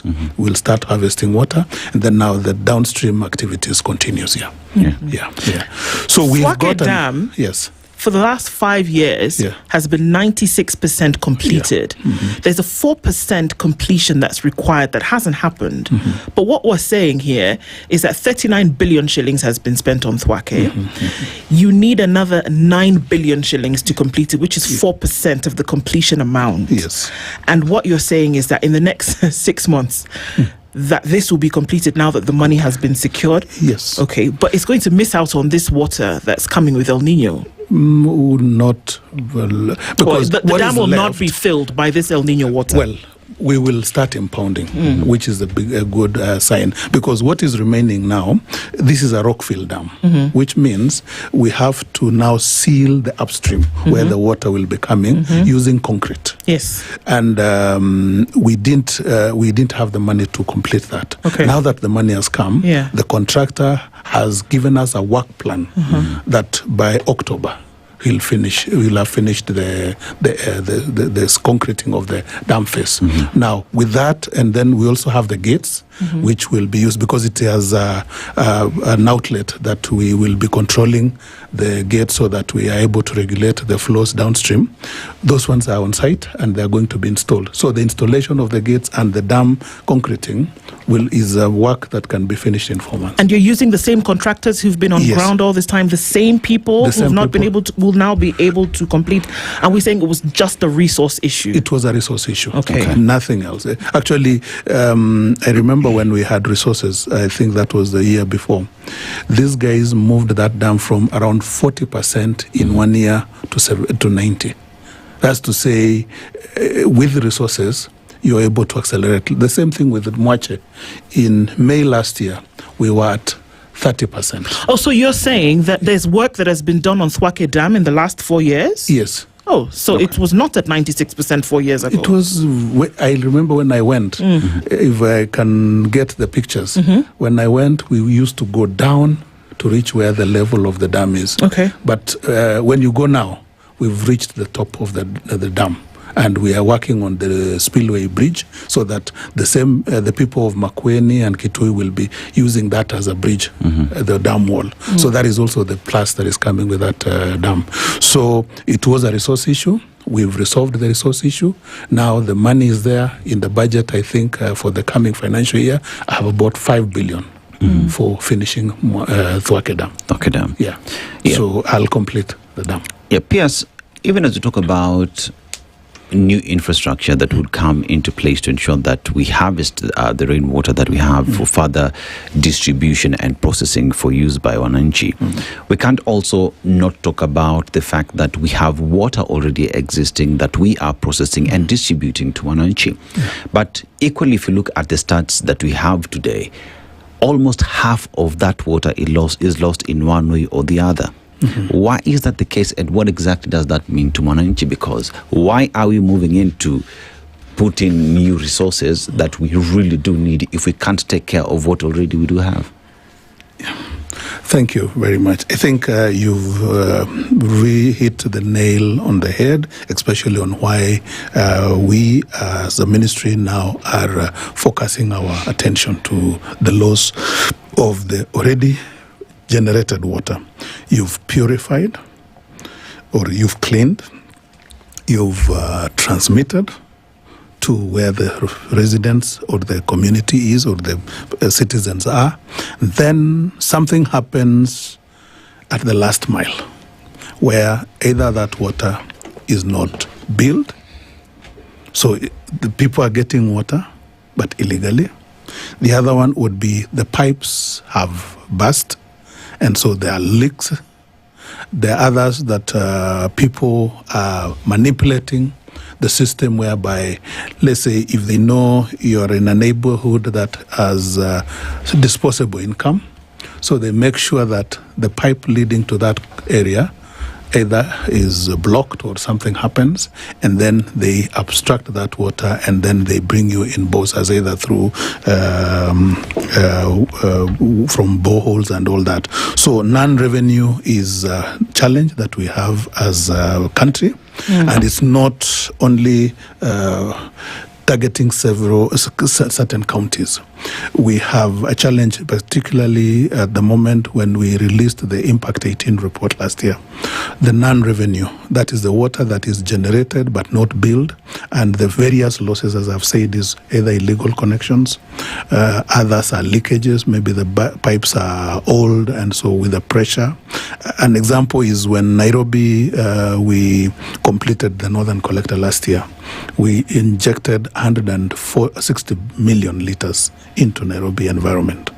Now, because of now continued supply, which had started dwindling, the water, okay, we see the rationing going down, suddenly it disappears because when there are bursts of the pipes, and this is where now the county government is supposed to come and help us in that area, because as national government we do the bulk water infrastructure, bring them to the closest where the citizens are, and then as per constitution the citizen service is given by the counties, and that is where we are. You saying that the counties then are the failing point? Because if you put up the structure, you're distributing, you've collected the water going to Wananchi. Yes. Who is in charge of maintenance? Because if you fail to maintain it, if you fail to do your regular checks to see who is connected, who's being billed, who is interfering with the system, that is where we get to lose the water, because Wananchi says there is no value for money in terms of even the quality of water that we have today. So are you saying that the national government does not have responsibility when it comes to maintenance, and that is the job of the counties? And if that's the case, what are you doing to fix that? First, maybe let's go to the constitution. There is Schedule 4 of activities, where it says what remains the responsibility of national government and what becomes responsibility of the county governments. For national government, we're in charge with policy, bulk water harvesting infrastructure, that we call them national waterworks. So building of big dams, building of water treatment, transmission lines, like when you go to Northern Collector, we have a pipe of about 1.5 meter diameter. If you happen to fall in, you will land in Nairobi from Karimeno, because it's so big and you can even walk in. So those are where we are accountable and responsible for. We also, like the storage tanks in Gigiri, where we're the first stop of water to Nairobi, those are our responsibility. There is a tank in Karen, that is our responsibility. There's another one in Kabete, that's our responsibility. So connecting those huge storage facilities is our responsibility. Taking water to Mavoko, like along this highway, there is a big pipe of about 900 centimeters, 0.9, about 1 meter, which is ferrying water to Mavoko. Then there is a tank there. Then from there now, Machakos County takes over. So that's our responsibility as national government. However, the constitution also says, because the county government is closer to the people, they are the best placed to serve now, give citizen services. So they will be the ones now to run the water service provision. And that's why, like for Nairobi, we have Nairobi Water and Sewerage Company. For Mavoko, we have Mavoko Water and Sanitation Company. Machakos, Mombasa, the same. So every county has an agency to help it in delivering, discharging that responsibility. And that is where now the failure begins.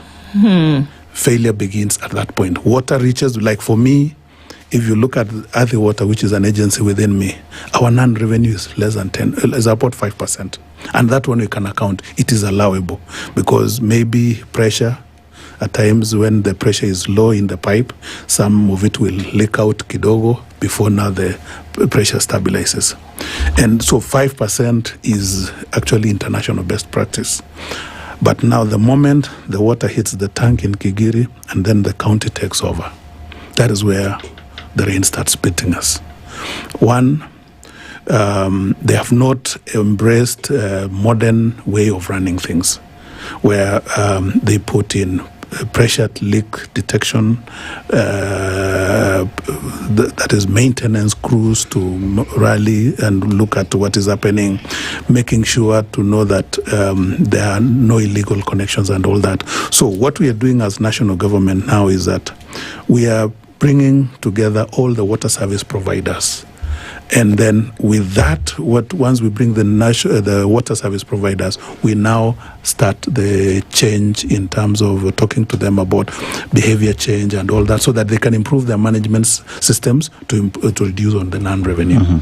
How, when and how would that work? Because pick a county, and in terms of water services, a shortage, there's a problem. Yes. There are parts of Nairobi, for example, where folks have been told no more boreholes, because under every building is a borehole.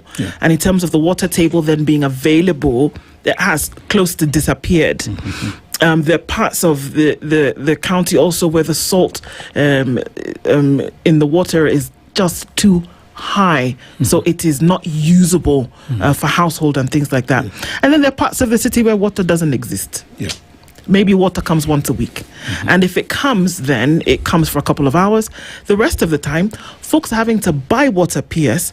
So then the question is, this place where they are buying this water from, it exists. Where are they getting it from? Why can't it be in the pipes for them to put it on? And then these folks are billed for non-existent water. True situation. Sure. How are we working with that circus? You see, there is the extent to which national government can go. And what we've done is, first of all, especially for illegal connection and this detection of leaks and water being stolen, we have set up a water police unit with the support from Ministry of Interior. So this is a unit that helps us. First of all, we have a map of where the pipes are passing, so they're able to go and see if there are people who have connected and they don't have meters. So the working with the water service providers is expected to improve on that. So like Nairobi Water, we've given them an inspector. Okay. And then they get backup from our SIPU, that is the Critical Investment Police Unit, so that they can look at that. I remember we did something in Kibera, and we managed to close the leakages that were tapping water for the water coming to Langata. And out of that, I think Langata people now started seeing water. I'm sorry, PS. If there was a supply of water, you wouldn't have illegal connections, and then you wouldn't need a policing unit. Because water is in the pipes, it's in the taps. The reason why you have illegal connections is because there's no water in the first place. So somebody's tapping in for a structure, somebody's tapping into the main pipe because there's been no allowance made for them to receive this. Number one. Number two, there's also no clarity on the pricing per unit of water. We don't know how much it's actually supposed to cost. Anybody can just come and say, hi. 200 per unit. Bas. So people are saying, number one, it's too expensive. So if there's a pipe here and I can get somebody who's going to knock the thing through, pipe water to my house, it sounds a bit funny, but that's just how it happens. If there was a proper flow of water, would we have illegal connections? Then would you need this policing unit where maybe that resource could be channeled elsewhere? Or am I not understanding it?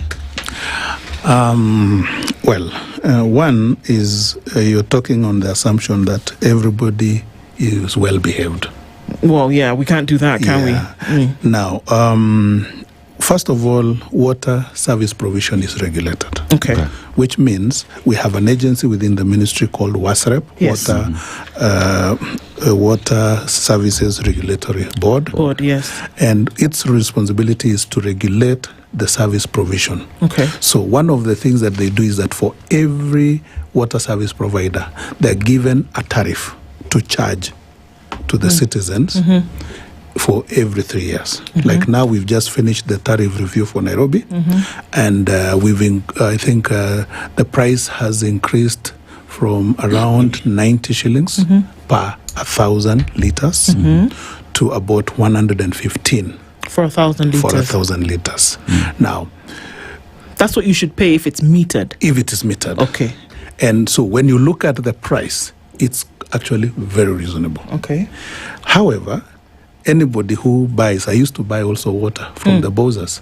A 10,000 liter tank, I was paying 10,000 shillings. Yes. Now, if you look at the 10,000 from Nairobi Water, how much will it be? If it is 115, it's about 1,500. So you can see the level of exploitation our people are facing because of one, inefficient water service provision. Okay. And this is where now, as part of our regulations, we've given each water service provider a benchmark. One, the number of days in a week that they should ration, which means it should not be more than 2 days in a week. So which means if you get, let's say, in an area like Langata, Water, you should be given days when water will come, so that you organize yourself and say, if I use about 1,000 liters per day, I need to have a storage capacity of 5,000. I store my water for 2 days. When the water comes next time, I don't have to buy. Now, where we have a problem, and this is why we came to have the water police unit, was that when there was scarcity, maybe just let me bring context for Nairobi. Nairobi, the demand for water is 900 million per day for Nairobi. Up to last year, when we finished the Northern Collector and Karimenu Dam, we were generating 480,000 cubic liters. That is 480 million liters. So there was a deficit of 520 million. Now, Karimenu Dam and Northern Collector both injected about 200,000, which is 200 million liters. So it has brought the water for Nairobi to 700 million, leaving a deficit of 200,000 cubic meters. So which means the supply of water in Nairobi has greatly improved. And that's why for the last 1 year, the estates that were receiving water once a week are now getting 3 times because of that. But with it also, so because of that historic shortage of water, and most of the time water was not there. So everybody thought by intercepting the main pipe, by collecting illegally, was going to help them. But you have a connection that is not bringing you water. And then what happened is that people started now investing in boreholes, and then they started selling. Now, when they realize it's a lucrative business, what do? They make sure that even now when the little water comes, it's blocked. So that they do their business. So what do you do? So the water, I'm sorry, we wanted to go into a break. If you hold on to that, because we'll come back. But what you're telling us is that the water that's being sold to people that should actually be in their pipes belongs to them. It belongs to them, actually. That it's being taken from the source that should actually come to them, and we're telling them to buy tanks and store water, so that the people who come and sell to them on the days when water doesn't come. My goodness, I'm already dizzy. And maybe just before you close, the water that we are talking about, for instance, in some instances, you find that it's the water service provider that licenses the water boozers. Oh my Lord. Maybe your work is harder than we expected. Okay, we're going to come back after this. Julius Kor is the Principal Secretary in the Ministry of Water, and we're going to come back and continue with this conversation. Stay with us.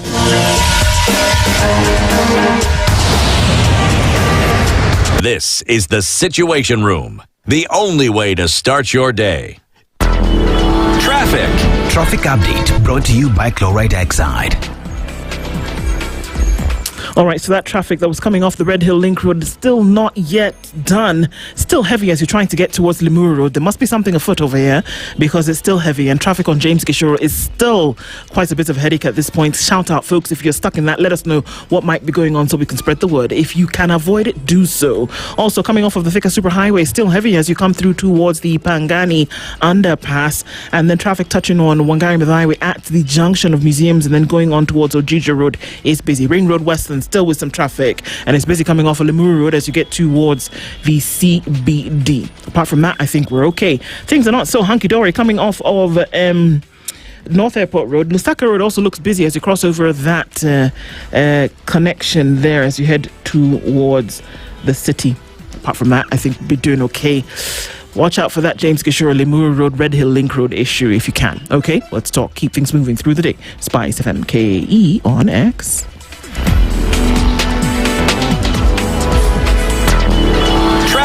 Traffic update was brought to you by Chloride Oxide. Wherever the road takes you these days, stay powered by Chloride Oxide. Get total peace of mind on the highway with the premium Oxide battery range backed by a rock-solid 18-month manufacturer's warranty. Chloride Oxide, inside from Chloride Oxide. Turn up the heat with endless entertainment on Star Times. Feel every moment of the action as the biggest leagues reach their thrilling finales.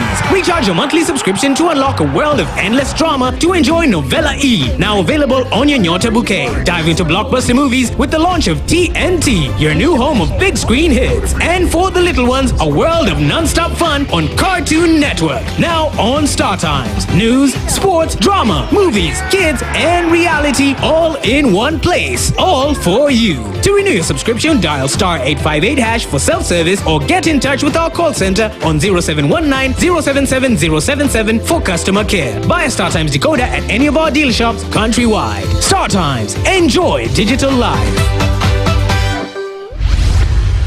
Mature, intelligent talk every morning. Spice up yourself. Mornings done right. 94.4 Spice FM, Nairobi. We continue our conversation at 19 minutes to 10 o'clock. Yeah, P.S., when you look at water provision and the losses that do exist and the vandalism that we see every day, it is a problem that has dogged the water sector for a very long time. But seemingly, it's very difficult to deal with that problem once and for all. Also, when you talk about water losses, the other day there was cleaning of a drainage around where I live. And the county's resources, the caterpillar that was clearing, punched through the water pipes, and that water leaked there for 2 days. It is the same county that is in charge of distributing this water that has damaged the pipe and left that pipe running for 2 days. That means Wananchi either got contaminated water or didn't get water at all. So one asks the question, even as we move to put in new infrastructure, why is it difficult for us to deal with the corruption, the vandalism that we see within the water sector? Why is it so difficult? Well, it's a very hard question, and I think for me it's more of a society issue. But what are we doing as Ministry of Water? Through our regulator, we are now focusing also, because you see they say fish starts rotting from the head. So, which means in water service provision, like Nairobi Water or Malindi Water or Kilifi or Kericho, where I come from, we have a water service provider that has a board and has a CEO and heads of department. Now, the people you're referring to are the people down the food chain. These are officers who are either in charge of maintenance, in charge of fixing pipes, leak detection, meter reading, and all that. When they see the leadership is not functioning with integrity, then it is everyone for himself, God for us all. And that's why you see these kind of things. So what we've done is that, one, in the regulations that we have now for water service provision, there has been a lot of interference from the county leadership. Interference. For instance, Machakos the other day, the whole CEOs for all the water, Mavoko, Machakos, and I think there's another one. There are 3 water service providers, and the rural water service provider for Machakos. They were all sent home by the governor without following due process. So, and because of that, CEOs are always careful. So stopping some of these things requires political goodwill. So when you know if you're going to put your foot down and it will cause you to be sacked, then you realize you know what to touch and what not to touch. So what we've done now is we've given CEOs security of tenure. So if you're appointed as a CEO for water service provider, you have 5 years. In the past, it was 3 years, but you could be terminated anytime. But this one now we've put it in law that once you've been appointed as a CEO, you have 5 years. What if they don't deliver within the 2 years? No, you see, must they go through the 5 years? Well, we are hoping that in the selection process, you also did a good job to identify the person who is qualified. Because in the other one, when you're very good, you're sacked. So mediocrity at times end up being rewarded. So what we've done is that we've said now, and then the board members, we've given a criteria, a profile that the governor should consider when they are employing.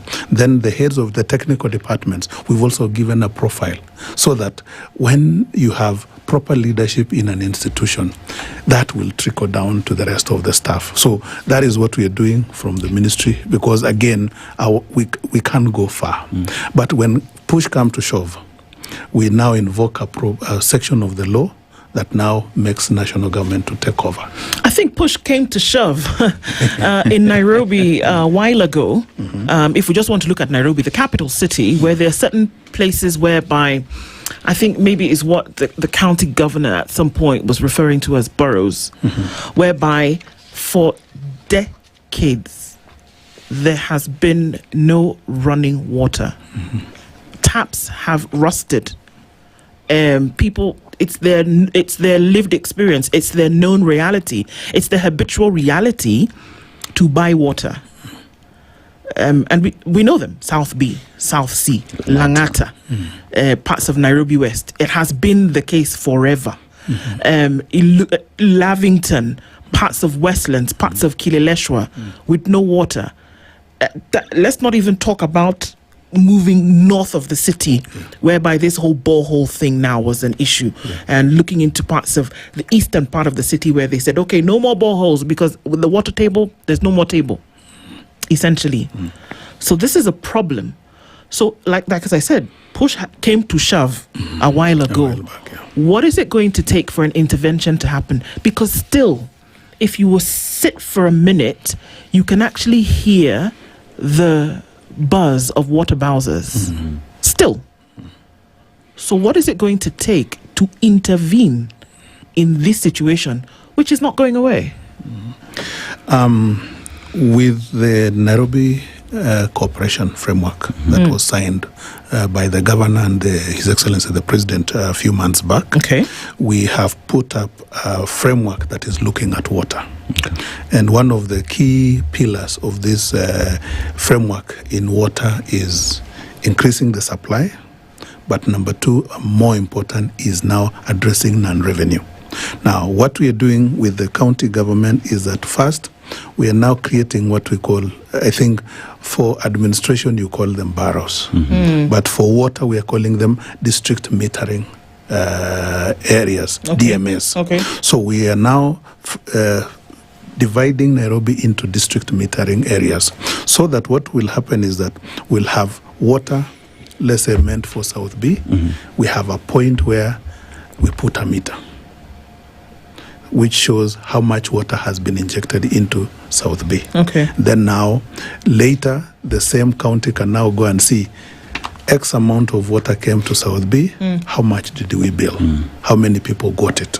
So we are hoping that by doing that, first of all, we are dedicating supply of water to dedicated zones, so that now, if it is lost, let it be lost within the area. The other thing also is that we are going to work with them to support them in asset renewal. That is pipes, so that now we don't have old dilapidated pipes that when water increases, they burst because of pressure. And we have started with CBD.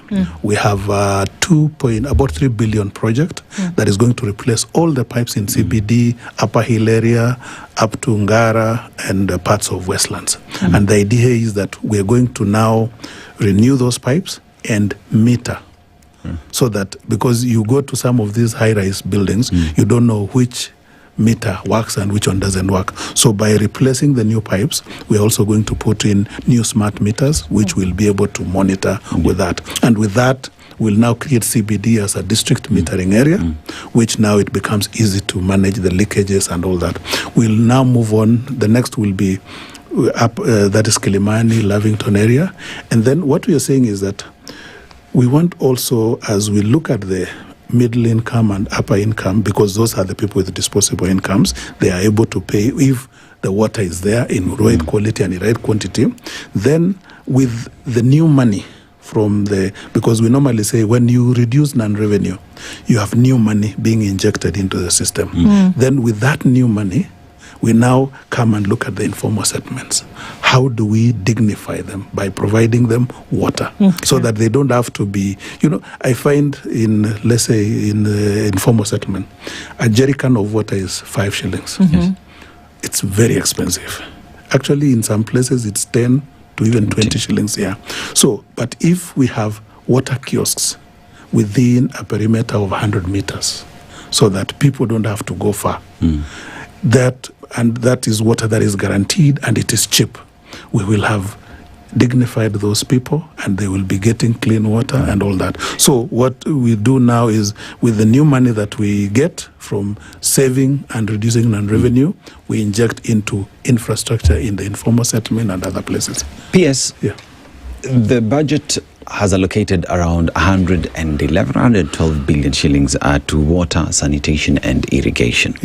And with that, then the next question would be, with this money, what are the guarantees that as a resident of Nairobi with piped water, I'm able to drink water from the tap that is addressing quality? Is it something that Nairobi residents should say this is a demand because as Wananchi, we are paying for that service? Second of all, if you just look at irrigation, is important for us to talk about an agriculture that is working in the country. For a very long time, it has been said that agriculture is the backbone of the country, and rain does not grow food, it is water that grows food. What's the responsibility within the budget allocations that we have today to see to it that irrigation and agriculture in the country is a reality? Okay, irrigation is sort of out of my docket, but since I'm in the same ministry, the objective is now for us to reduce dependence on rain and be able to grow crops at any time, because for us water is food security. So water security is food security. And that's why, like, even when I talked about the 50 mega dams that we are looking at, for each to qualify into the 50, they had 3 criteria. Can it irrigate land? How big the size is? Can it generate power? How much? And can it be used for hot domestic use? So those were the criteria for us to choose the 50 mega dams. And as we are talking about, 12 of them now are in the pipeline as we build the National Infrastructure Fund. And then we said the 50 may not cover the entire country. There could be other smaller dams which we may not have the capacity or may not meet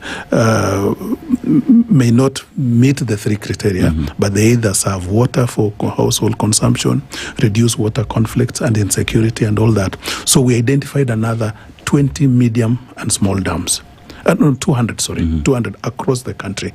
And this one now we said, with the money released from being taken by the NIF, we will now use the exchequer that we have to build these small and medium dams. So we already have another list of 200 dams. And why we're doing this is because we want to make sure that we have water that we can use for agriculture. Then within the Ministry of the State Department for Irrigation also, we have what we call farmer-led irrigation. So a part of this money that you've seen in the budget for next financial year will also be dedicated to helping farmers build small water storage facilities within their farms, which now will help them to do small-scale irrigation schemes. On my side, that is the State Department for Water and Sanitation. Most of this money will go into first building water abstraction systems, either from rivers, from water pans, as well as also small sanitation facilities for emerging towns. Because of rapid urbanization, we have a challenge of sanitation in most of these urban centers. So we are also putting that money into that. We are also saying, as we wait for the mega dams, people need to drink water there now. So we are also putting money into boreholes, and we are putting it and tying it to schools, because you find that a school is sort of a hub where communities live around. So if we drill water in our school, we will give the children water, reducing waterborne diseases, but also part of that water will also be shared with the community, so they also have access to water. And in this coming financial year, I think I'm going to drill about 100 boreholes all over the country so that we can alleviate that. When am I drinking water from my taps? Yes, PS. Because if that water, I'm not guaranteed of that water. If I get sick, then I can sue the government, because the government needs to assure me of quality water. When will we start drinking water from our taps? Is that a reality? It is a reality. I think, as I've said, I like using Nairobi. For a year before, where I stay, I had a meter. And for 6 years since I moved there, I never saw water. It made me to save and then drill a borehole. The other day, my gardener told me, we've been seeing water overflowing in a storage tank. So I was wondering where it was coming from, because I had disconnected it and just left the water from my borehole to the tank up, then it flows by gravity to the house. Now, I realized maji imefika. So now I've switched off my pumps. I'm now using Nairobi water. So it's coming. Yeah. And as I said, if Kenyans also and Nairobians are honest, they'll say that the water rationing has reduced. The only thing that now we are pushing, and we are working with the Nairobi County government, is now to reduce non-revenue. And how to do about that is leak detection, creation of district metering centers, and then we support them to renew the assets. So that now, but we are saying we will do it in a phased approach. We've started with the CBD. The next will be the Upper Hill and Kilimani, Lavington area, and also this sides of Buruburu, South B, and all that. The final question is, the cartels are an issue in Nairobi as concerns water. What is the plan to finally get rid of cartels? Everybody and their uncle has promised, we will snuff out the cartels, we will get rid of them. They are the cause of these things that you talk about. Illegal connections, lack of metering, leakage, uncharged water, leakage. It's the cartels who now come and sell water again to Nairobi residents. You're aware of them. What's going to happen with them? Or are we just going to keep courting disaster? I think what we're doing, and again, we will rely very much on the goodwill from the county leadership, is to cease or cancel all permits for the water bowsing in the county. Once that one has been done, then now it will be legal for anyone to bowse water. And with our water police unit, we'll be able to arrest whoever is found. Because anytime we are trying to attack, we're shown a permit. I've been licensed, I've been approved. So the first is, first of all, to ask Nairobi Water and all the water service providers in the country to eliminate potential conflict of interest. And the way to do is for them, they are responsible for supplying water, and they should not allow anyone else. Is it a criminal offense to have an illegal connection for water in the city or anywhere? It is. It is? It is. Okay. But with now a permit a water bowser comes with. If a water bowser has a permit, then it is allowed. It is allowed. Yeah. Even if the source of water that they're going to get is taking away from the normal flow to people in the city. The assumption is that when you're applying for a bowser, you have your own developed water source. But unfortunately, at times you find it's the same people who tap from the main pipes. So those are the guys that need those to are be the shut guys down. now we need to get them. Okay. It's a tough one, but thank you for being here with us this morning, and we're looking forward to following up with some of these things with you in October, because that's some of the dates that you've given us in terms of how things are actually supposed to work. Julius Kor. Before I just want maybe to inform your audience that we also have, as a way of trying to address non-revenue, we have a non-revenue management conference next week, which will be in Naivasha, where we are bringing together all water service providers, the ministry, and water stakeholders. And here we will, it will run from 30th June to 3rd of July. at Lake Naivasha. We will be expecting about 500 delegates and 70 exhibitors. And the theme, which is improving non-revenue management by leveraging technology and innovation. Here we will be showcasing a technology that uses satellite, where it can scan and be able to tell us where the pipes are leaking and where the illegal connections are. And then now we deploy teams to go and correct them here. So I'm inviting all of us to join us in this very important conference of non-revenue water management conference. Thank you, Sana. Julius Kor is the Principal Secretary in State Department of Water and Sanitation. Thank you for being here with us this morning. And thank you for being in the Situation Room this morning. And that's what we have time for today. We'll talk again tomorrow, God willing. You want to stay in for an hour of music, and then Yolanda is in with Spice, Sugar and Spice from 11 o'clock. You want to catch up with her there. Good morning. It's 10 a.m. The latest news from around the world. 94.4 Spice FM.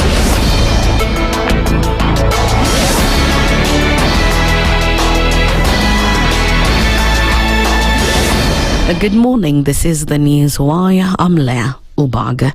At least 4 people were killed and 12 others seriously